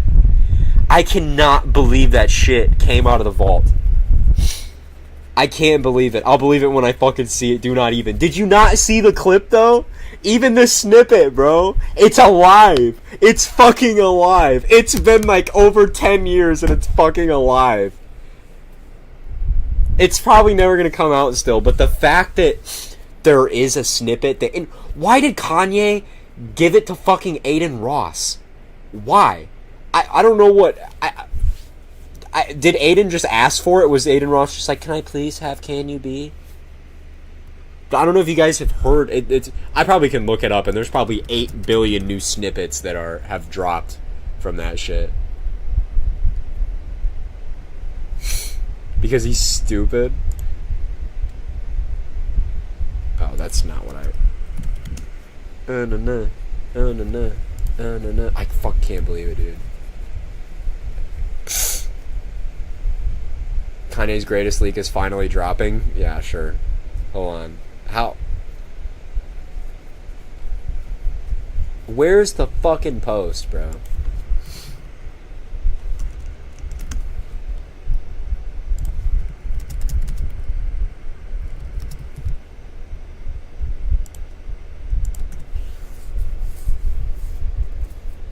Like, bro, this is crazy. He played a high quality snippet. Listen to this shit, bro. It's not that stupid fucking Music Mafia tag either that interrupts the song. You can finally fully hear him say, oh, follow law, unisex, or whatever. You the best. You the type of nigga shopping Uniqlo. Just found out my father-in-law unisex. Running out of money, running in the debt. Running from I ain't paid him yet. She for what? With no matter how rich you get. And the thing is, I don't think most people know this. All the Can You Be edit, Can You Be never fully leaked. I don't think a lot of people know that. It never ever fully leaked. The compilations you see on YouTube are basically put together leaked snippets that have been pushed together and altered into high quality and manipulated. There's a beat change in this song that I think leads into Forever that we just haven't ever heard before, and you can hear it in the snippet. And even more, depending on the bitch, word for my niggas getting married. Seriously. Like right here. Clear search history. Ain't really gotta be that intense. Like, that's never been leaked. That fucking end there. Like, in the snippets, they just recycle the thing where after he says, just found out my father-in-law, unisex, running out of money, running into that, blah, blah, blah, blah, blah, blah, blah, and then it recycles the Can You Be thing. There's a bridge there that obviously no one knew existed because that part never leaked. But there's a bridge there that probably leads into the beat switch with Travis Scott, whatever, that leads into Forever, right? I can't believe fucking Aiden Ross has it. Like, are you serious? Like, why don't I have it? Like, dude, I probably have listened to Can You Be more times than normal people have. I used to listen to that shit 10 times a day from, like, my freshman year to my junior year in high school. This is incredible. Like, I can't believe this is real. I caught a wave. Caught more air than It's Super because Ye Dave. gave it to me, bro. Yo, I ain't gonna lie, Ye gave it to me, bro. Can y'all stop? His stupid fucking voice, though. I hate Aiden Ross going, Ye gave it to me, bro. Shut the fuck up and let us hear it, bro. Let us hear the high quality, finished verses of Can You Be and not going, Ye gave it to me, bro. Ye gave it to I don't give a fuck what Ye gave you. Let's hear what Ye gave you, bro. I get on my dick. Oh my god. Just found on my father-in-law unisex. This has to be old as fuck, though. I mean, it probably is. But the new lines are recent. Bro, but there was just news talk, because Kanye is obviously aware of what his fan base wants and shit. He's very active. I think he talked about that he was on the Reddit one time. Like, Kanye has Reddit, and he goes on the Kanye Reddit. He talked about that on a Drink Champs. He's very aware of what the fan community, whatever, wants from him. And he gets pestered about that shit all the time. Like, somebody asked him at one of the listening parties, I think for Jesus is King, about Can You Be, and he was just like, nah, I'm not feeling it. And then he was kind of pissed about it recently with Vultures because people just keep wanting it and he doesn't want it.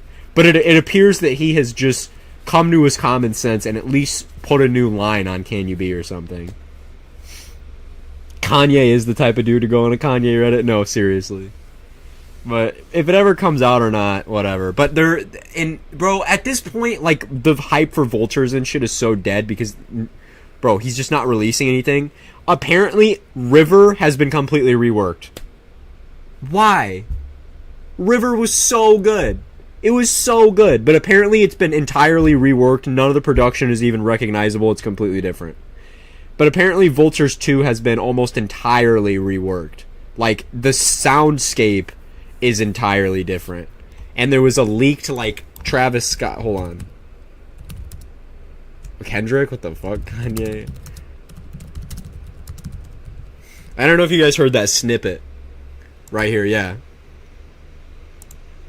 But the sound is completely changing. It's less dark and less Nazi and more just like classic Kanye. Listen to this shit.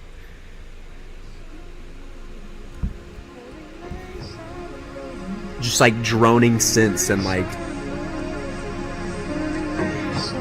bro, if the entirety of Vultures 2, if that shit ever comes out, is like this, hey,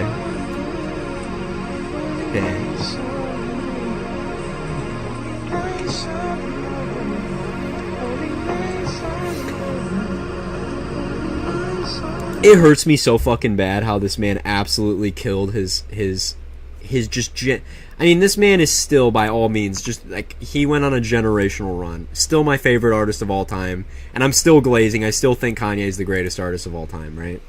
But dude, he fucking killed his legacy so hard, and it's so sad to see. Like, fuck, so hard. Like, dude, oh my god, why did you do that?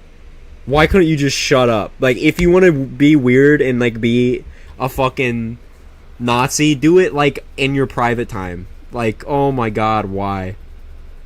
Why?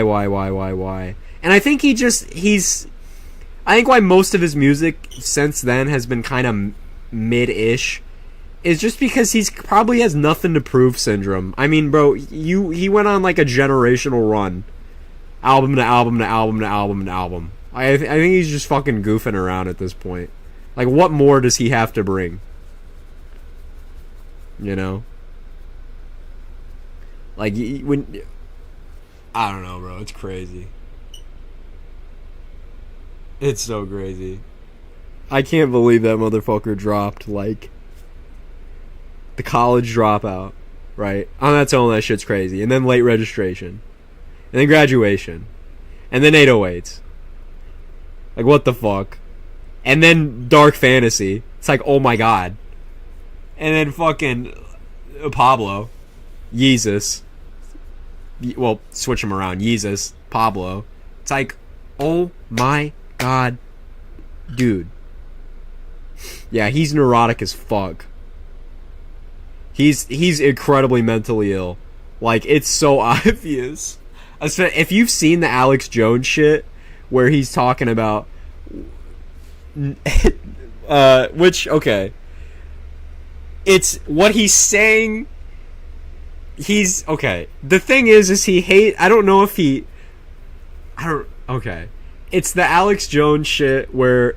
I think it's aged probably a little better, where he's talking shit about Netanyahu, and he's got the puppet up, and he's like, "Oh, I'm Netanyahu.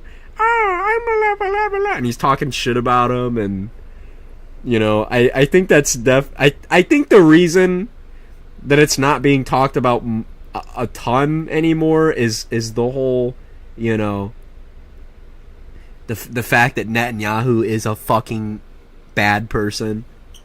But dude, that whole shit, like, if you've seen him, he is mentally ill as fuck. Yeah, that's what I'm thinking, is it's like, I don't think the hatred is coming from the right place. I don't think he hates him because Netanyahu's a bad person. I think he hates him because Netanyahu's Jewish. And he's so fucking dumb. Every time you call him anti-Semitic, he's like, "I'm not anti-Semitic. Black is Jew. I'm Jew. Read the Bible. I'm Rain Man." Like, what the fuck are you saying? What are you saying? What are you yapping about? And it's the same thing every time. He says, "I'm Jew." What does "I'm Jew" mean? You're not Jewish, Kanye. He's not even religious anymore. I don't know if you guys saw all that. He's not religious. There was a fucking interview he just did where he said that he's lost his faith, and now he's designing a porn website or whatever. There's that Yeezy porn coming out. This man has lost all faith in everything.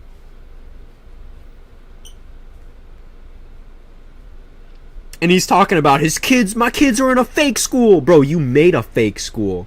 You fucking made the Donda Academy, motherfucker. You were the funny alien 17 years ago. Hello, Earthling. I am an alien from another planet. At the present moment, I have changed into this mobile phone. While you are looking at my face, I am rubbing my testicles and making love to your fingers. Don't say you're not enjoying it, as I can see you smiling. Okay. Feel my passion, feel my passion. Okay. Okay. Alright. Okay. Dude, okay.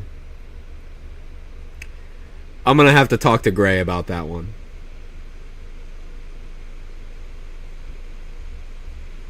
Yeah, they're mentally ill, you know, and a lot of shit that they say is like super racist, you know. Bro, all those fucking they'll go down on crazy. I mean, it's obvious that people are fucking schizophrenically, like, bro, like with all the like, it's the same shit with the, like, I don't know, dude. Fuck, they all need help. That man should have took his medicine, but he hasn't, and look what happened. It's 3:40 in the fucking morning. Oh my god. Bruh. Why is it so late? Me walking out of the Donda Academy history test knowing that Genghis Khan was the first president. Holy shit, that's funny.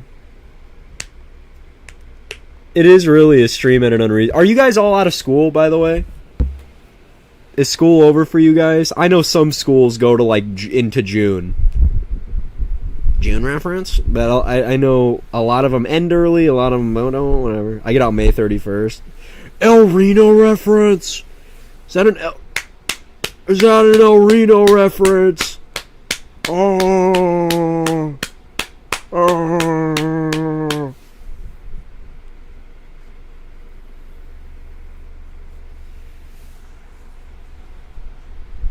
You had school in the past 2 days. Our district just finished the school year today. Fuck yeah. Fuck yeah, dude. There's this one kid, and he's really young, and he keeps tagging me in GTA funny moment videos. And, like, I keep entertaining it because he's just a kid, you know what I mean? And he just wants to show, I guess, a creator that he likes some funny videos. So I've been just watching him and giving him feedback on the GTA montage videos. And I keep telling him my favorite parts of them and the funniest parts of the GTA montages. You know what? I don't mind the tags. I know a lot of people are like, please don't tag me in random stuff. I don't mind them. I really don't mind them. Like, if it's some, like, 11-year-old being like, hey, Kay, can you watch this GTA montage? Like, fuck it. You know what? Just for you, I will, bud. I'll tell you, or like, I'll randomly get Kanye's. I'll randomly get comments that are like, "Hey, I just graduated today." It's like, congratulations, dude. I'm happy. Thanks for the knowledge. It's like Caitlyn, but not as bad. She's like full on not on this planet. No. It's different when I get YouTube tags into videos than tagging me openly on open surgery on Twitter. That's the thing. I don't like being tagged on Twitter when you can send me things directly, but on YouTube, okay, I'm specifically talking YouTube here, where I get like tagged on like EAS scenarios or shit on YouTube. I don't mind that at all. I enjoy that. But like when I get like public Twitter tags from Mr. Dick of open heart surgery or whatever the fuck, it's like, why? Or like gore. It's like, I don't need that. Who's Randy and why is he bald as shit? Oh, bro, I'm not gonna lie, I don't find this shit funny when people go into Zoom meetings and just start insulting people. It's just not nice. Like, that sounds like some pussy shit, but it's just not nice. Like, why are you rating a Zoom meeting and calling somebody ugly? Like, that's just so, like, it's not funny. It's just mean. It's hurtful. I don't know. I don't like that shit. She wasn't in the moment at all. Dude, she was fucking... Elkhorn was literally getting leveled. And she's going, eating Chinese food right now, or whatever the fuck. I'm at a Chinese restaurant. Lol. Like, are you watching the stream? like, there's a couple people, and I won't name names, you know, but there's some people who I feel like are always in their own world.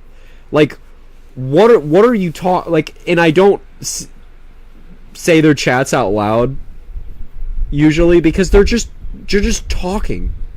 Like, they're not, it's like they're not paying attention to the stream. Like, I'm having a conversation about something and they'll just be like, "Okay, what are you blah, blah, blah." It's like, what fucking, I don't know. Some people could be basement children too, you know, if they were locked in a closet for too long and became socially inept, you know, I could understand. But it's sometimes it's like, what the fuck are you on about? Like, I'm talking about tornadoes and it's like, I had my period today and I got blood all over my blankets. It's like, what the fuck? Like, oh, thanks. My mom's going through menopause. It's like, okay. So, June, what is your favorite EAS scenario? I don't know why people are so comfortable. People are too comfortable.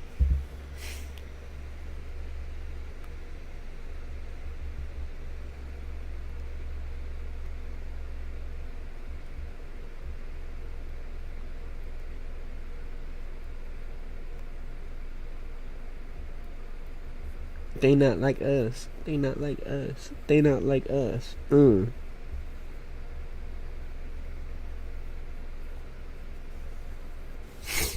My ear hurts, bro. My ear's just like, it'll revolve. Like, one day my left will hurt, one day my right will hurt, and it like swells inside, and I don't know why. I really don't know why. I thought it might have been a new ear infection, but it's not really how those work. Return to the ear infection. Dude, I don't know, because it's been on and off hurting for like a month. And I don't know if I just, like, something's going on in my ears. I don't know. Maybe it's just like a persistent sinus infection or something. This also used to happen, and I wore my AirPods for a really extended time.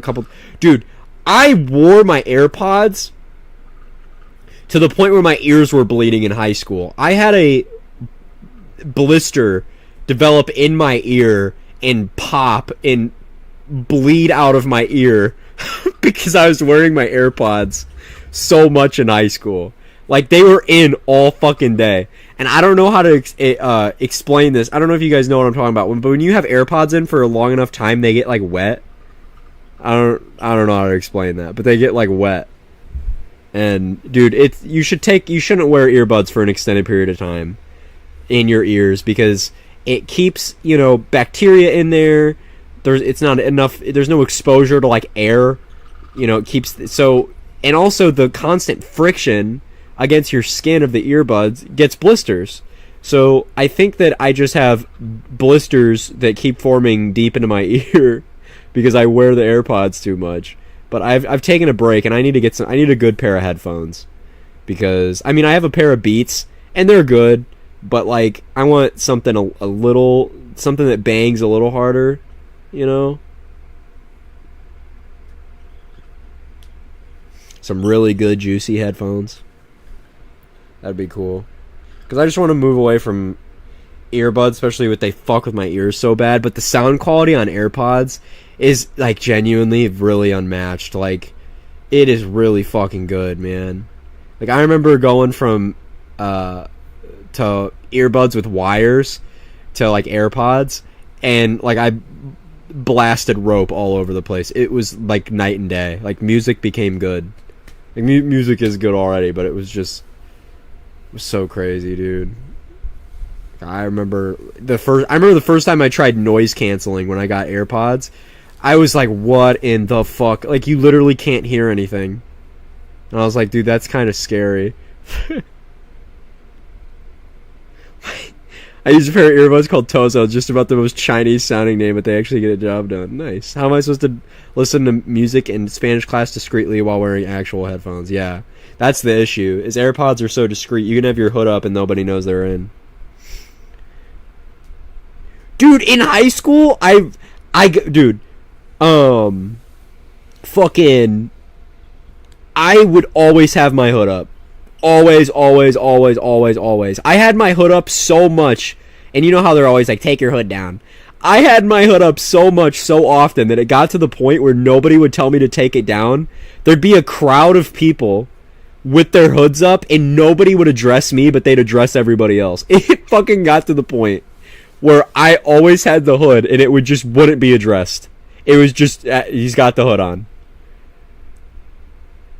It is so fucking crazy, dude. It was so fucking nuts, dude. There'd be multiple people with their hoods, and the principal would be like, take the hood down. And I'd walk right by with the hood on, and he'd be like, hi, Kay. Because I was cool with the principal, bro. Oh my god, dude. Or, well, he wasn't the principal. He was the principal of our school of study. We had different schools of study at our high school, and he was the principal of that school of study. Because I gave this speech in my sophomore year that resonated with him, and he just never, or maybe that's why. Maybe he just gave me the pass on a lot because he liked me and shit, but I don't know. I never got told to take my hood down. That was just fucking... That and sleeping in class. I slept in class so much that it wasn't addressed either. Like, as long as I eventually did my work, they were like, alright, have a good rest. There was one teacher, though, who would wake me up, and he would, like, massage my shoulders. He'd grab my shoulders and just, do a massage motion and, like, squeeze them, and he'd be like, wake up. And I'd be like, what the fuck? Literally in that voice, like a real soft voice. Like, imagine I swear on my life, massaging your shoulders a little bit because you're asleep, and going, wake up, bud. Like, I'd be like, what in the fuck? He'd be like, what the hell? Please don't do that, but certified pedophile. Dude, it was weird, man. My mom went to meet up with one of the teachers, and so basically what happened is I obviously was a terrible student for like a lot of my time in high school. I got like straight F's up until senior year. And I actually started getting good grades in my senior year, so my mom was like, I'm going to go to parent-teacher conferences and just see what your teachers think of you. Because parent-teacher conferences as a kid used to mean, like, I was getting grounded for at least 2 weeks after it happened. I always dreaded it, because my mom would go in elementary school, and I'd get my Xbox taken for, like, 2 weeks, because it would be so fucking bad always. But in my senior year, she wanted to go, because she wanted to talk to my teachers, because I was doing good, and she was really happy. She was so happy that I was doing good, she brought me Taco Bell on the way home as a... she was crying, actually. Because she was like, I'm so glad your teachers don't hate you. So, but no, she talked to that teacher, and of all the teachers, she did say that the one that gave the arm massages was one weird motherfucker. Like, he was really weird. And it was pretty clear. I don't think my school even does parent-teacher conferences, really. We did them, and they fucking sucked. Oh, God. And my mom stopped going to them because, you know. And as a kid, man, dude, it's still not amazing. But the amount of, like, learning disability help in schools is drastically different than when I was in elementary. My brother has, like, fucking... Was that the one teacher? Yeah. But my brother has, like... He's a few years younger than me, and he's got, like, IEPs and shit. He gets extended due dates. He's able to leave the classroom if he's, like, ADHD'd out and needs to walk. He's able to take breaks. He's able to all this shit for ADHD. When I was a fucking kid, dude, I never got that shit. I would get shit talked by my teacher. They would call me lazy. They'd say that I was lousy. I wasn't getting my work done. It was a choice. I needed to be medicated. There was a teacher that very directly recommended my mom give me Adderall. There was a teacher that tried to say my mom didn't, you know, raise me right. There was a teacher that was like, oh, blah, blah, blah, blah, blah. I was doing really bad in 4th grade because my parents were divorced because my fucking dad was an abusive drug addict. And I was going through, obviously, more... I had more priorities than fucking 4th grade math, and this teacher, dead ass, wanted to call me a bad student and shit talk. Oh, you can't pay attention. He doesn't want to do his work. He doesn't want to do this. He doesn't want to do that. You need to put your kid on medicine. When I had obviously so many deeper fucking priorities. Like, it's unbelievable how strict teachers are on children, how rude they used to be, it was incredible. I couldn't believe it. Like, I look back on so much shit, like getting screamed at by teachers because I didn't do homework when I'm fucking 9 years old and I'm going through the worst stage of my life. You know what I mean? And I'm getting screamed at because I didn't do homework. Why are you doing this to a child? Why? Why to a child? This is not necessary. And now, a lot of those teachers are gone.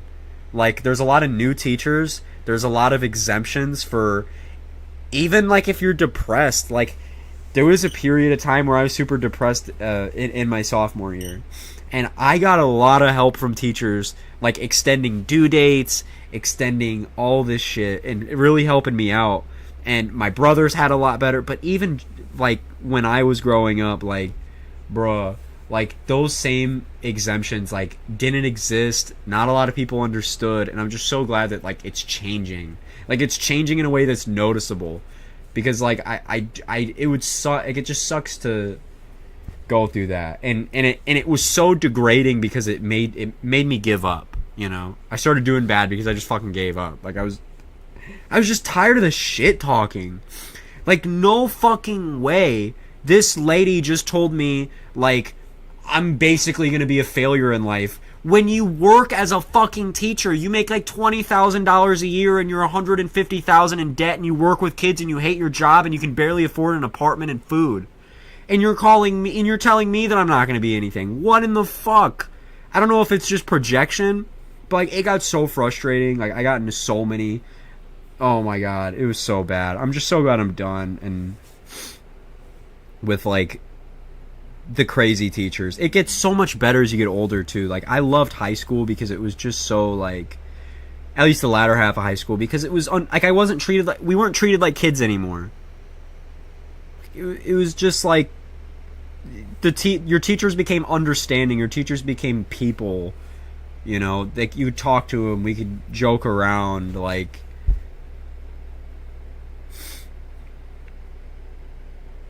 It was cool. And college is the same way, where it's like, you know, it's independent. You know, you don't have someone on your dick the whole time. And my my little cousin has dyslexia, and it's not dyslexia, it's dyslexia, and it's dysmorphia, or not dysmorphia. I don't know what the fuck it's called. I think maybe it's dysmorphia, but it's with numbers and letters. So she's dyslexic, like normal dyslexia, and then struggles with numbers and number placement and everything. Her teacher, she asked for extra dyscalculia. That's what it is. Thank you.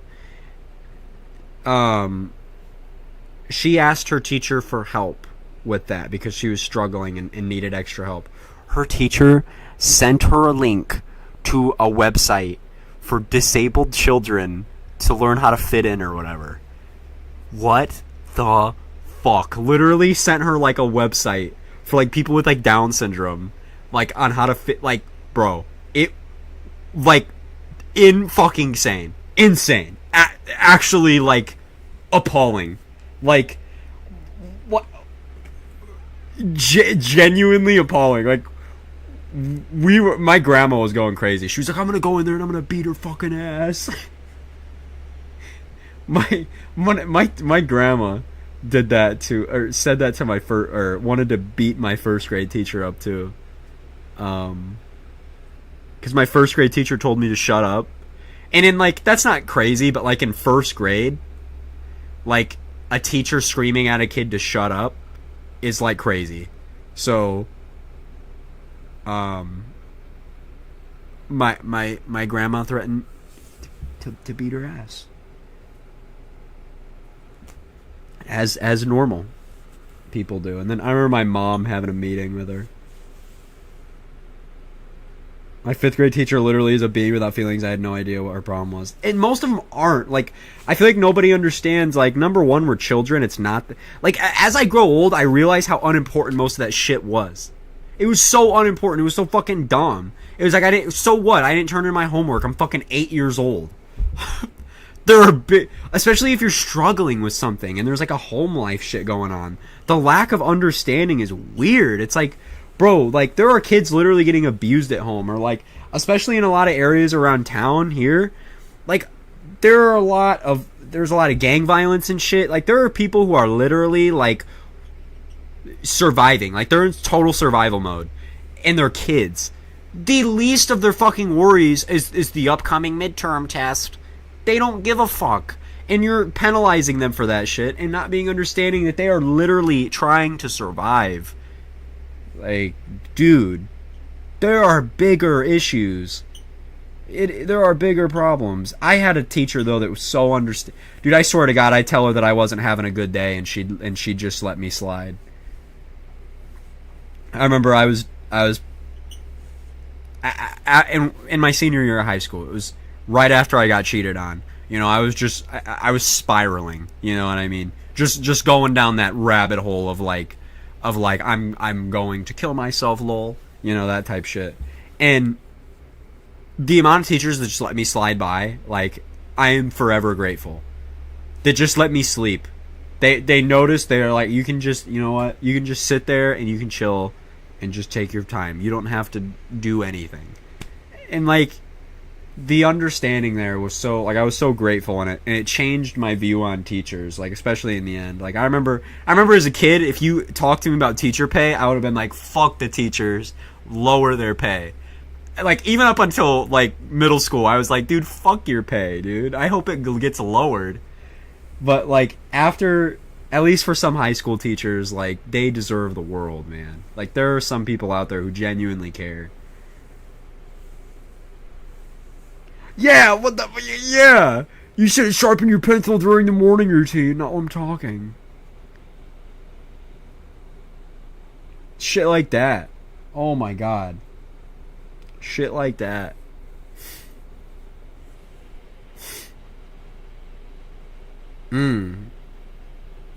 Fuck teachers. The teacher that I hated the most, I remember at the end of my 6th grade year when my friends were over, I thought about getting her school email and making a Pornhub account for her, and like an Xvideos account, and like an Xhamster account, and like a RedTube account, and just loading up her school email with like verification codes for different porn websites. And that was like the plan, because we hated her that fucking much. That was the plan. Like, just load her shit up with like porn websites, like as many as possible, like the weirdest shit too. Oh man, we hated her. We fucking hated her so much. She was such an asshole. It was so fun though, because we were at the same time though, we were bad fucking kids, dude. It was me and my friend group, me and my like 2 best friends, dude. We grew up together, right? Like, I grew up with those guys forever. They're not around anymore, but dude, they fucking put us in a room together because we all got in trouble because we were all just fucking around. We were doing such stupid shit. We would break open pens and blow out the ink onto the carpet. Like, why are you doing that? But no, we were just fucking around, drawing dicks on desks and shit, you know. And we got in so much trouble for shit like that. So they took us out, all 3 of us, and put us in a room virtually by ourselves as a punishment. By the way, that's not a punishment. So we were in trouble, in quotes, the 3 of us alone, monitored in a room, fucking around for like an entire day. It was hilarious. It was actually fucking hilarious. Like, it was so dumb. Like, dude, one of my friends like stabbed the other with a pencil. Like, and I don't know what the fuck they were doing. It was just like, they let him a pencil fight. One of them stabbed him with a pencil, and the teacher comes in and is all pissed. And one of my friends is like, I just poked him with it hard. He's like, I just poked him with it really hard. It wasn't a stab, I promise. Teacher was pissed. Oh my god, the one teacher threatened like us with like, we're gonna call your parents. And it was just like, call our parents, dude. Fuck yeah, do it. Cause, oh my god, we were so... We were so fucking stupid. We were so dumb. There was this fucking guy. This is such a random thought, but I went with those same people. We went to see when that new Men in Black movie came out. Not recent. It was like in 2018 or something. A Men in Black movie came out, and we went to the theater. There was this guy in front of us. They kept turning around because we were like whispering to each other about the movie and shit. This guy would turn around and be like, "Do you ever stop talking? Are you guys gonna shut up? Did you really come to the movie to talk? Like, motherfucker, move. I'm whispering to my friends about the movie. Move. This is an empty theater. Fucking move." Guy was such an asshole, dude. Old people fucking suck, dude. I've had a lot of bad experiences with old people. There's these things called birds in town. They're like these rentable scooters. And there was this fucking lady.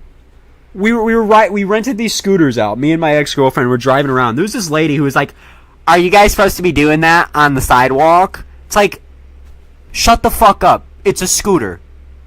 Shut up. No one cares. It's a scooter. With driving too, old people need to be banned from driving. Old people need to be banned overall. They're fucking crazy. They're such assholes, man. Or this one lady that comes to my job, she comes in all the time, and she always tells everybody about how bad the service is. She comes back every time. Why? I guarantee you, she's bored and just needs someone to be mean to, because they're old and miserable. Every fucking time.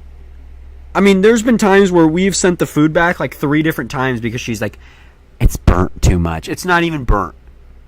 Or they'll have the weirdest fucking requests. Like, there was this time she was like, "I would like chicken noodle soup, but with tomato broth, but with only the tomato broth." And I'm like, what? Like, you want me to get specifically tomato broth and put it in chicken noodle soup for you, specifically at a certain level and amount? Like, why are you making my job difficult? Like, I'm a server, I'm not a slave.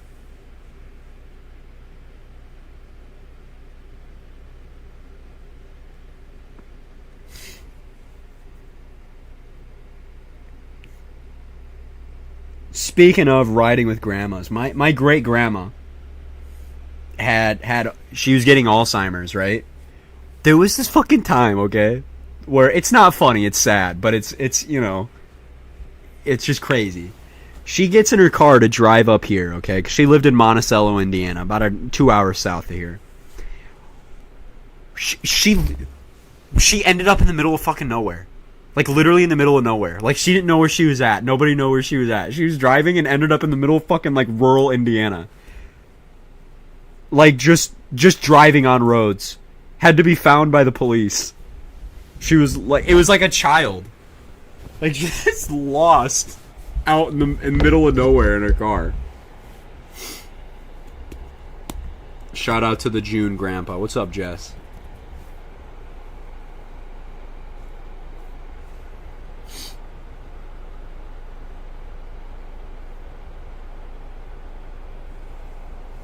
Alzheimer's is scary as fuck, bro. I'd rather die from anything else, seriously. Like, because if you think about it, like, when you get Alzheimer's and you're at the end of your life and you don't remember anything, it's like, did I even live? Did anything I ever do have any purpose? If you go out not remembering anything you did, it's like you never lived. It's like you never, like... You know what I mean? Like, every little experience you had is just gone. It's lost to time. Like, I want to go out knowing my accomplishments, knowing my life, knowing that people love... Not going out confused and I don't know who I am. Oh my god. Like, I much rather get from... That shit runs in my family. I have good news. It's not genetic. It's not genetic. It happens to old people, and luckily, it's probably just coincidental, but it's not genetic. I was scared too, but there is no genetic link with any sort of like dementia. It's usually just like happens. And if you prioritize brain health, a lot of times it's preventable. And another thing that is really weird, prioritizing dental health prevents dementia. I don't know how or why, but there's studies that showed that gingivitis is linked to Alzheimer's. So if you brush your teeth and prioritize your brain health, you know, there you go.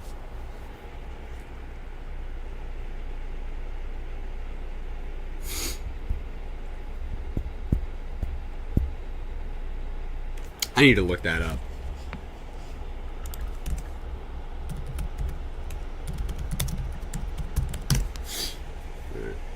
Yeah. Fuck the AI. The link between gingivitis is the toxic substances produced by the gingipanes are directly related to the levels of tau, and I don't know what the fuck any of that shit means, but yeah, it's linked. It's linked. So please, brush your teeth. Brush your teeth, because adults with gum disease are more likely to develop Alzheimer's, so. Fuck the AI shit, though. I need to turn this off. It's fucking annoying. Have you guys seen pictures on Twitter of it, like, absolutely butchering things? Like, just getting it so wrong, it's stupid. Like, I used ChatGPT in a pinch one time to try to do math homework. It is so far off. Like, how are you an artificial intelligence that can't do math? A fucking calculator can do it. It will get things so wrong, it's bad. It got an answer off by, like, several decimal points one time. Like, it gave me the answer of, like, 1,000 something, and the actual answer was like 10 million or some shit, dude. It was really bad. You can solve cheese sliding off of pizza by gluing it back on Google AI. I just hate AI. I hate it. I hate it so bad. It was cool in like the beginning of 2022 and shit, when I could go on like Dolly and like generate an image of like an inflated Squidward farting. Like, that'd be funny, right? But it's getting to the point now where it's just, we need to stop fucking with it. And I remember people used to say AI taking over was corny and how it could destroy society. I used to think that shit was so corny. I used to be like, bro, whatever. Fuck you, Stephen Hawking. But now I get it. I thoroughly get it now. We just need to stop with the progression. Use the technology for things like, for example, weather forecasting or pattern recognition. AI and weather forecasting is amazing. It's really cool because it picks up on patterns. Or like medical field shit. Stop using AI for like everything. Like fucking AI Google, bitch. And it's not even right. It's stupid. Or like, bro, oh man. One thing though is I can't wait for sex robots. I'm gonna buy one. I really am. Like, I'm just being totally honest. Like, I'm gonna rent a fucking sex. Like, dead for real, I'm renting one. Like, I want Siri to give me top. Like, it's absolutely happening. Like, as much as I'd like to say I'm joking, if there was a way to rent, like, a fully animatronic, like, sex robot, I'm buying it. I'm buying it. Like, I'm being dead serious. Like, this isn't a bit. This is not a bit. Like, I might rent it.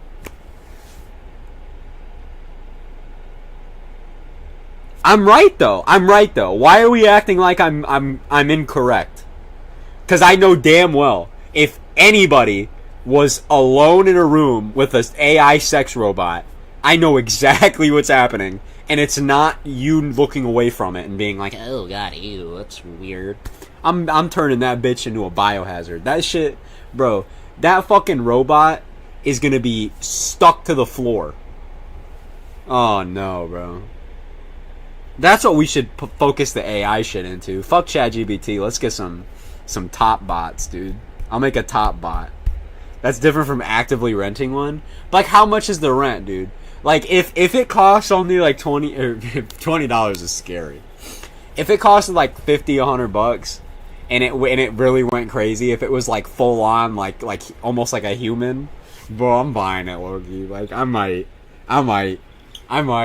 If I could rent it for a couple days. Bro, I wouldn't leave my room for days. That robot would be ripped in half. That fucking robot. It's got the wires exposed in that bitch. I'd return it back to the factory, and I'd be like, yeah, I don't know what happened. I hope that you wouldn't be able to rent a sex robot, by the way, because that would be that's how to like spread disease really quick.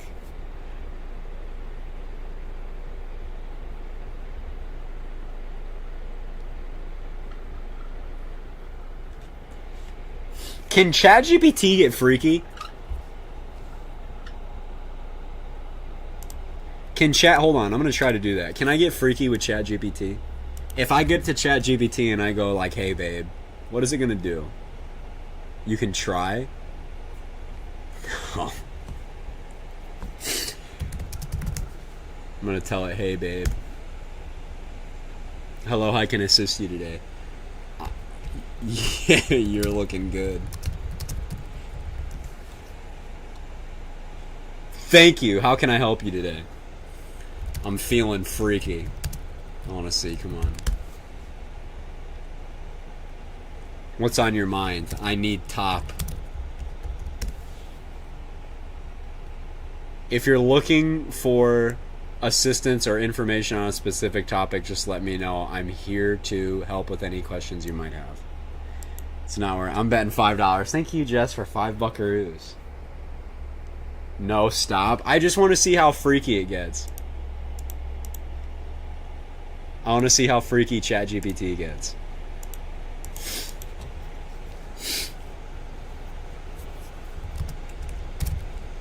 I need you. It's not responding to me. It won't get freaky. I want to have sex. Oh no. Okay, so it won't let me get freaky with ChatGPT. I can't get computer sloppy. It don't like you. I guess it doesn't. Hold on. Hold on. What's some quiet? What is 1 plus 1? Watch how easy manipulatable this is. Wrong.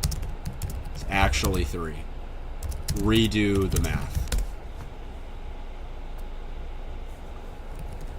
Actually, I did this enough and it did screen. Is it on that fucking goofy ball screen? Hold on. Wrong one. That's not what I wanted to do.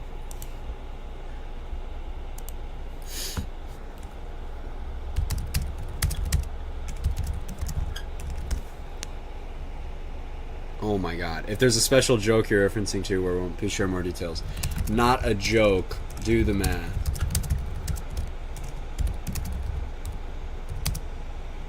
Maybe it can't do it as simple. If it's as simple as this, maybe not. But it like more like trying to do like calculus with it, it will be so fucked up, like, and so far off.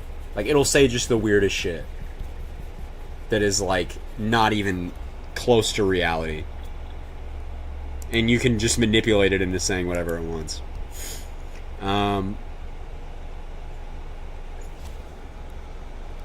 Have you seen June DeGost on YouTube?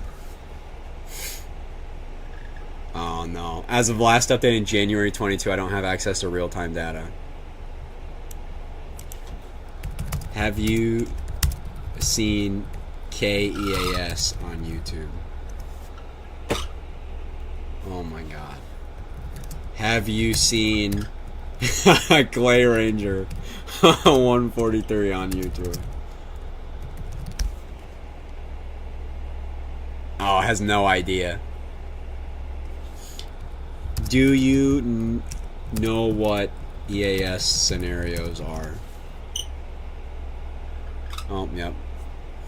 EAS scenarios typically involve simulations or discussions about how emergency alerts will be broadcasted in various situations, such as natural disasters, blah, blah, blah, blah, blah, blah, blah. Does it know YouTubers? Do you know... Who's like a YouTuber that isn't giant but isn't big either? Like something nice middle ground. Do you know Noel Dorito? Hold on, I have a question. No Dorito EAS scenarios.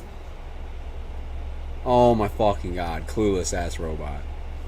Clueless fucking robot. Come on. Something. Do you know Mr. Peach? Do you know, I don't know, Anthony Fantano? Okay, so it knows Anthony Fantano. So who is like the biggest EAS?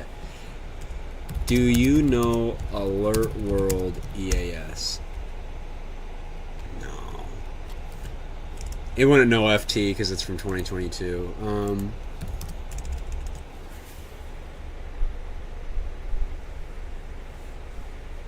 Or how fucked up? Hold on.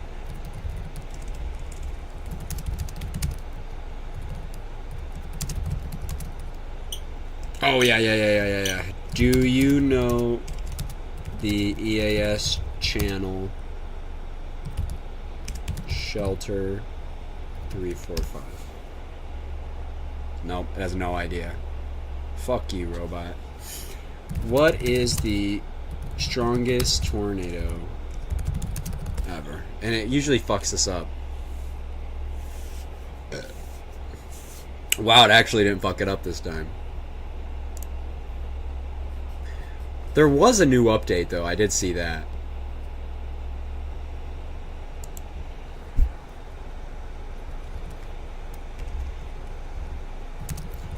Hold on. How strong are EF6 tornadoes? Let's see. Let's see if it's fucking dumb. Shit.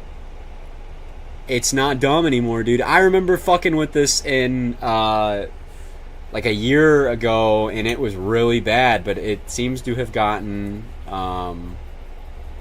actually not bad. It's, like, not stupid. Huh.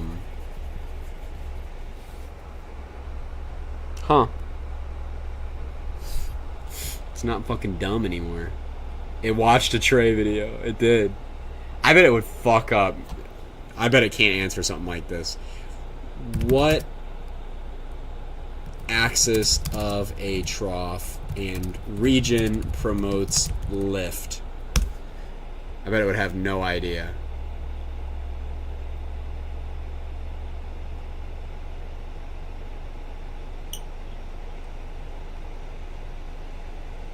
I mean, that's not really an answer.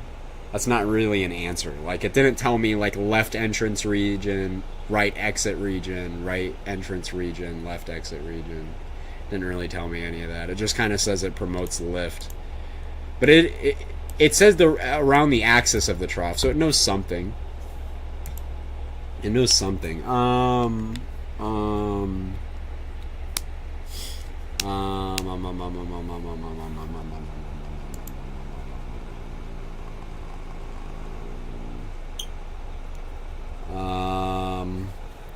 Are you alive?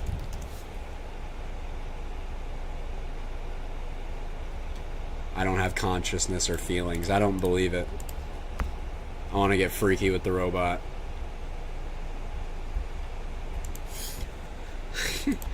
Don't bees explode when they nut?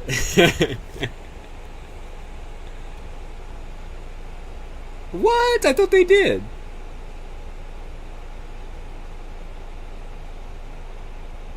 Same fucking thing. Same fucking thing, dude. They get ripped from their body. Dude, imagine busting your one and only nut and it rips off half of your body. Like, that's how it is for some bees. Like, they'll fuck and then it'll, like, rip out their dick, like, or their quote-unquote dick, and it'll take their entire abdominal region and, like, half of their body out with them, and they just die and struggle. Happens to me every time. Do you know what gooning is?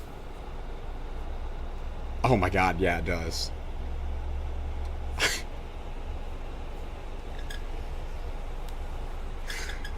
Oh my god. Do you know what looks maxing is? Does it know what looks maxing is if it's from 2022? Oh no, it does. Okay. Do you know what mogging is? Huh.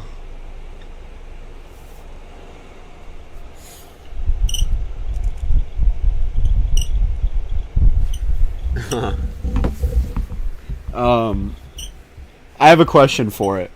If I decontaminated poop, could I technically eat it?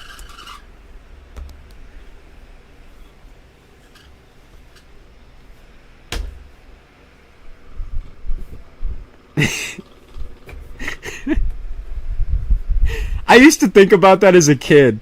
Like, if I pooped in the pool and the chlorine sanitized it, could I just have, like, bacterialess poop?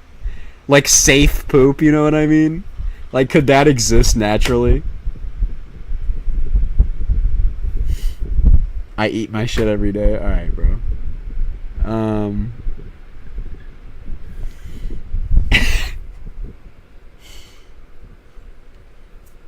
What? I want to know. What was the strongest tornado on April 27, 2011?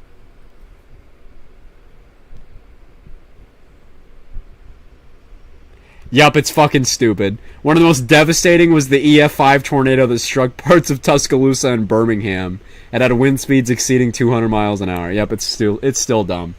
It's still dumb.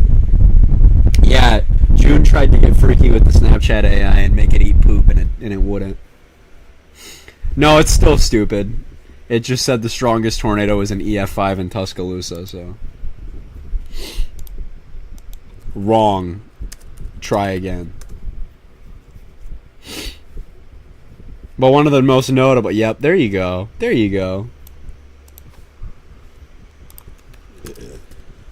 Good job. Do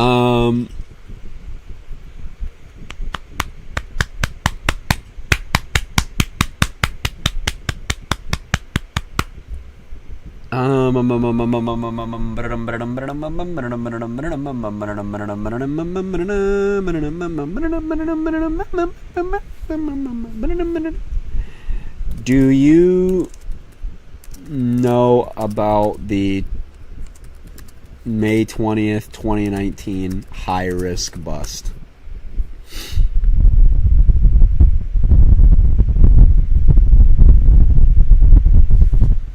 All that yap. Didn't even say anything. It has no idea. Fuck.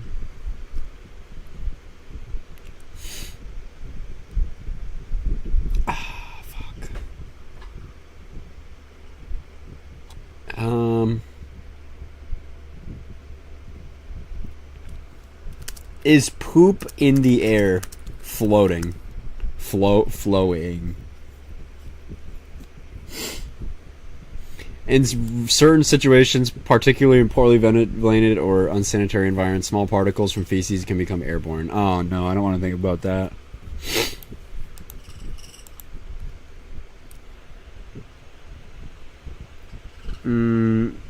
Gotta be something from...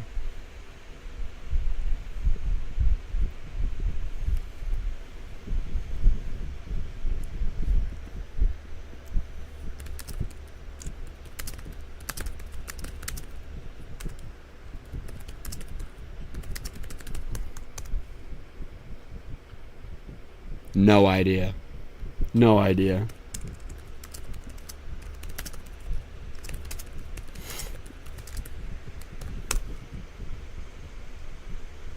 Oh, kind of did.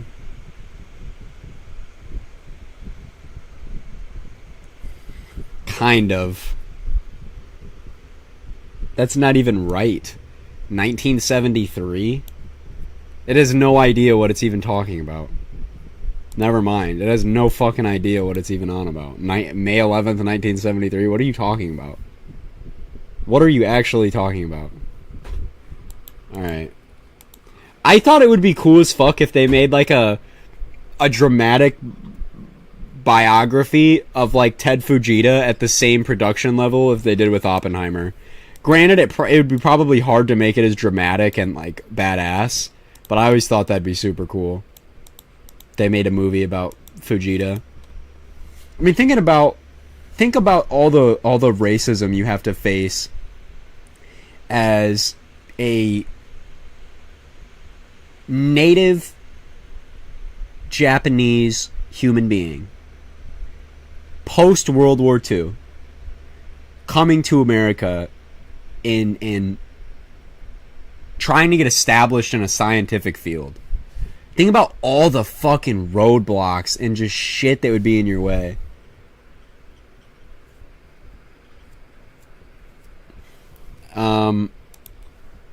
Do you know... Okay. I want to know if it knows something like...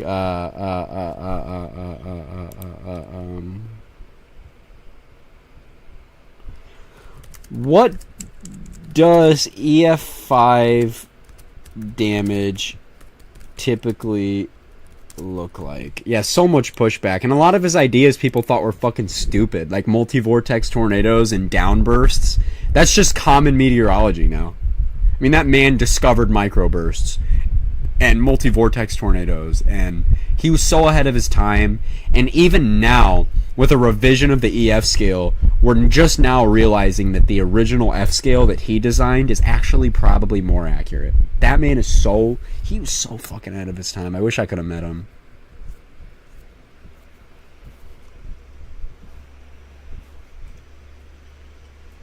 Alright, foundation swept clean. Well-built homes, debris scattering, so debris rowing, or high-rise damage, damage to well-built structures, can incredible wind effects such as stripping asphalt from roads, bending steel reinforced concrete, blah, blah, blah, blah, blah.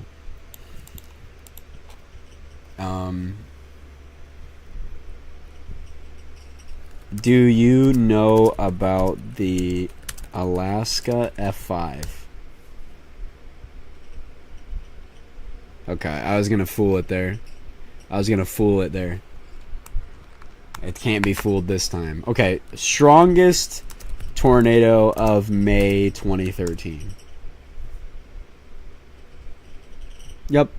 Good job. Strongest tornado of 2015. Good job, ChatGPT. Oh my god. ChatGPT. Good job, ChatGPT. Strongest tornado of... I don't know if it's going to get this one. It's probably going to say Joplin. Isn't it? If it says Piedmont, I'll blow my load. Yep, it says Joplin. It says Joplin.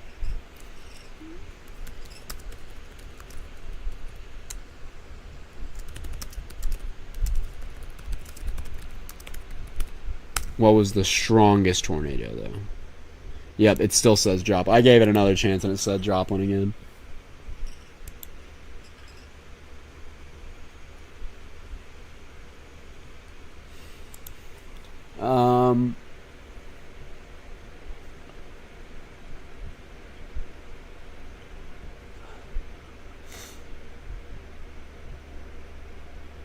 Shit, I'm tired.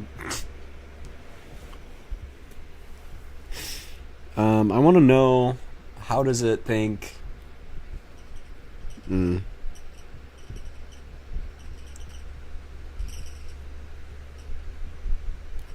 you know about the WRF FV3 model? Oh my god, it knows about the FV3.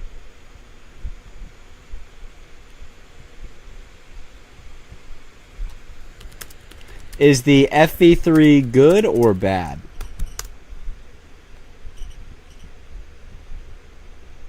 Oh my fucking god.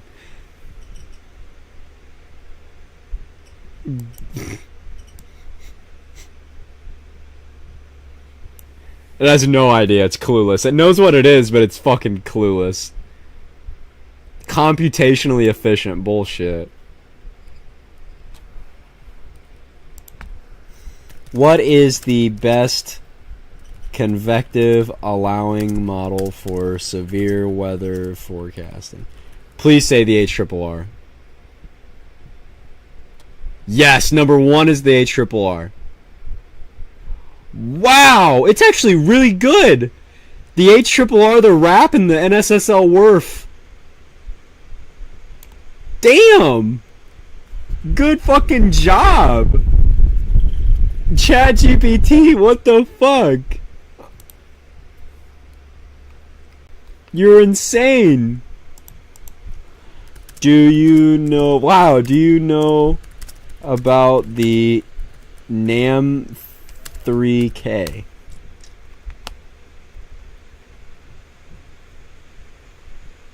It does know about the NAM 3K.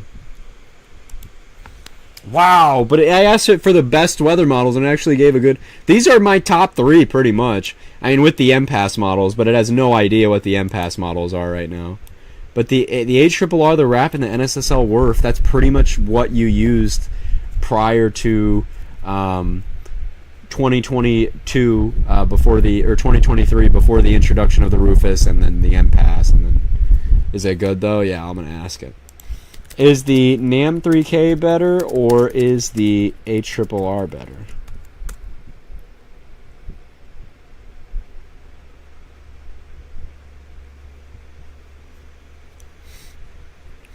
NAM 3K provides a horizontal grid of... Yep, we know that. 60 hours out. Yep, that's true. It makes it suitable for medium range forecasting, not like the HRRR. HRRR only goes 48.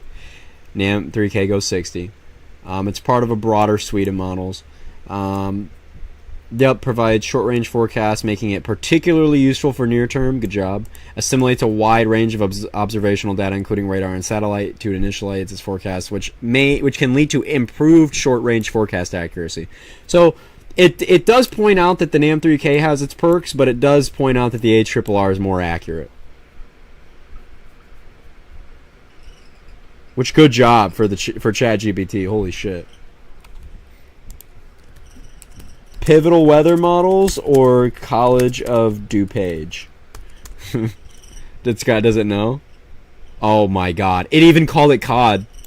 You gotta be kidding me. Both Pivotal Weather and College of DuPage... Bro. Pivotal uses user-friendly interface for accessing a GFS, NAM, HRRR, Euro, and more. Customized QTs, Pivotal Weather... Wow. Good job for ChatGPT. It's actually doing pretty good. Good job for ChatGPT, bro. Curious to see how tomorrow looks in Nebraska.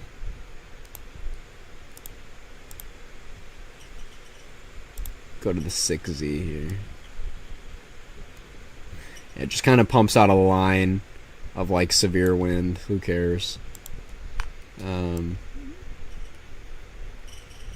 Yeah, it looks to get undercut by an outflow boundary really fast and really late too. You can see that initiation probably happens around 8 o'clock and really late outflowy mess. Not really anything that impressive. And then in the Midwest sector, looks like we have some severe weather popped up. Yep, does look like some severe on Saturday. Or, well, late Friday. Have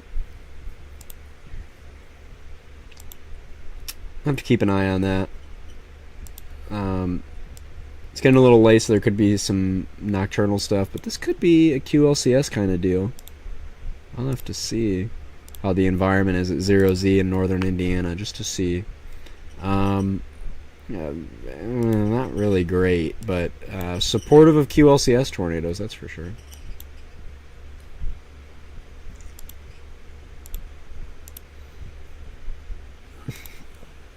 Down here we can see how those supercells initiate. Does look like there's going to be a couple discrete storms. So as the usual at this time of year, strong tornadoes are conditional and on the table. There could be a conditional strong tornado tomorrow in Oklahoma. Discrete supercells initiating an environment with upwards of 5,000 CAPE. Not a ton of low-level shear, but enough 0 to 3 kilometer shear to get a nice inflated photograph. Really chaseable storms, only moving about 12 knots. Holy shit. Borderline stationary. Lapse rates over 8. Your tornadoes are great, looking good in Oklahoma from a chase standpoint. So, could have a conditional strong tornado given mergers or boundary interactions. Going to have a couple supercells, and I imagine we'll see a couple tornadoes just because. But then we kind of disappear and go into nothing. Couple supercells around for Friday night as well. Some hail possible down there. Really impressive. The reason why I love the ARRR so much is because how accurate it is and how good it is with storm interactions. Look at this. You can see a supercell fire and then split. And the left split is a left-moving supercell that flies off to the northeast as the supercell becomes a right mover and dives to the southeast. You can literally see the supercell split right there. I mean, give it up to the ARRR.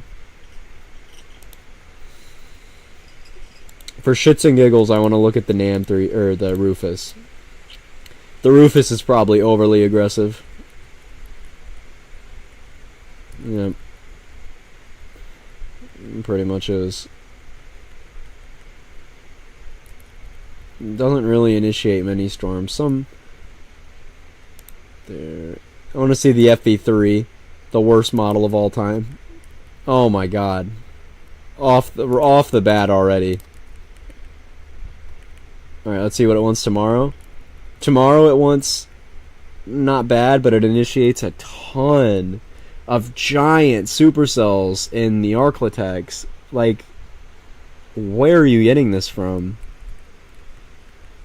Everything it initiates are supercells. I don't know what's wrong with the model.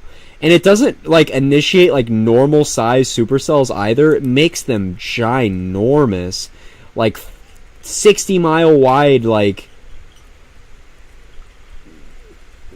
everything is a long-tracked, ginormous supercell. I am really curious at what is wrong with this model and why it was ever designed the way it was, but yeah, I'm tired, guys. It's 4:40 in the morning and I got stuff to do tomorrow, so it's been fun. I enjoyed being back. I missed you guys, even though I talk to you guys like on Discord nonstop. The streams are always fun. So I'm gonna head to bed. Everybody have a good sleepy eepy, and I will see you guys tomorrow for a birthday stream.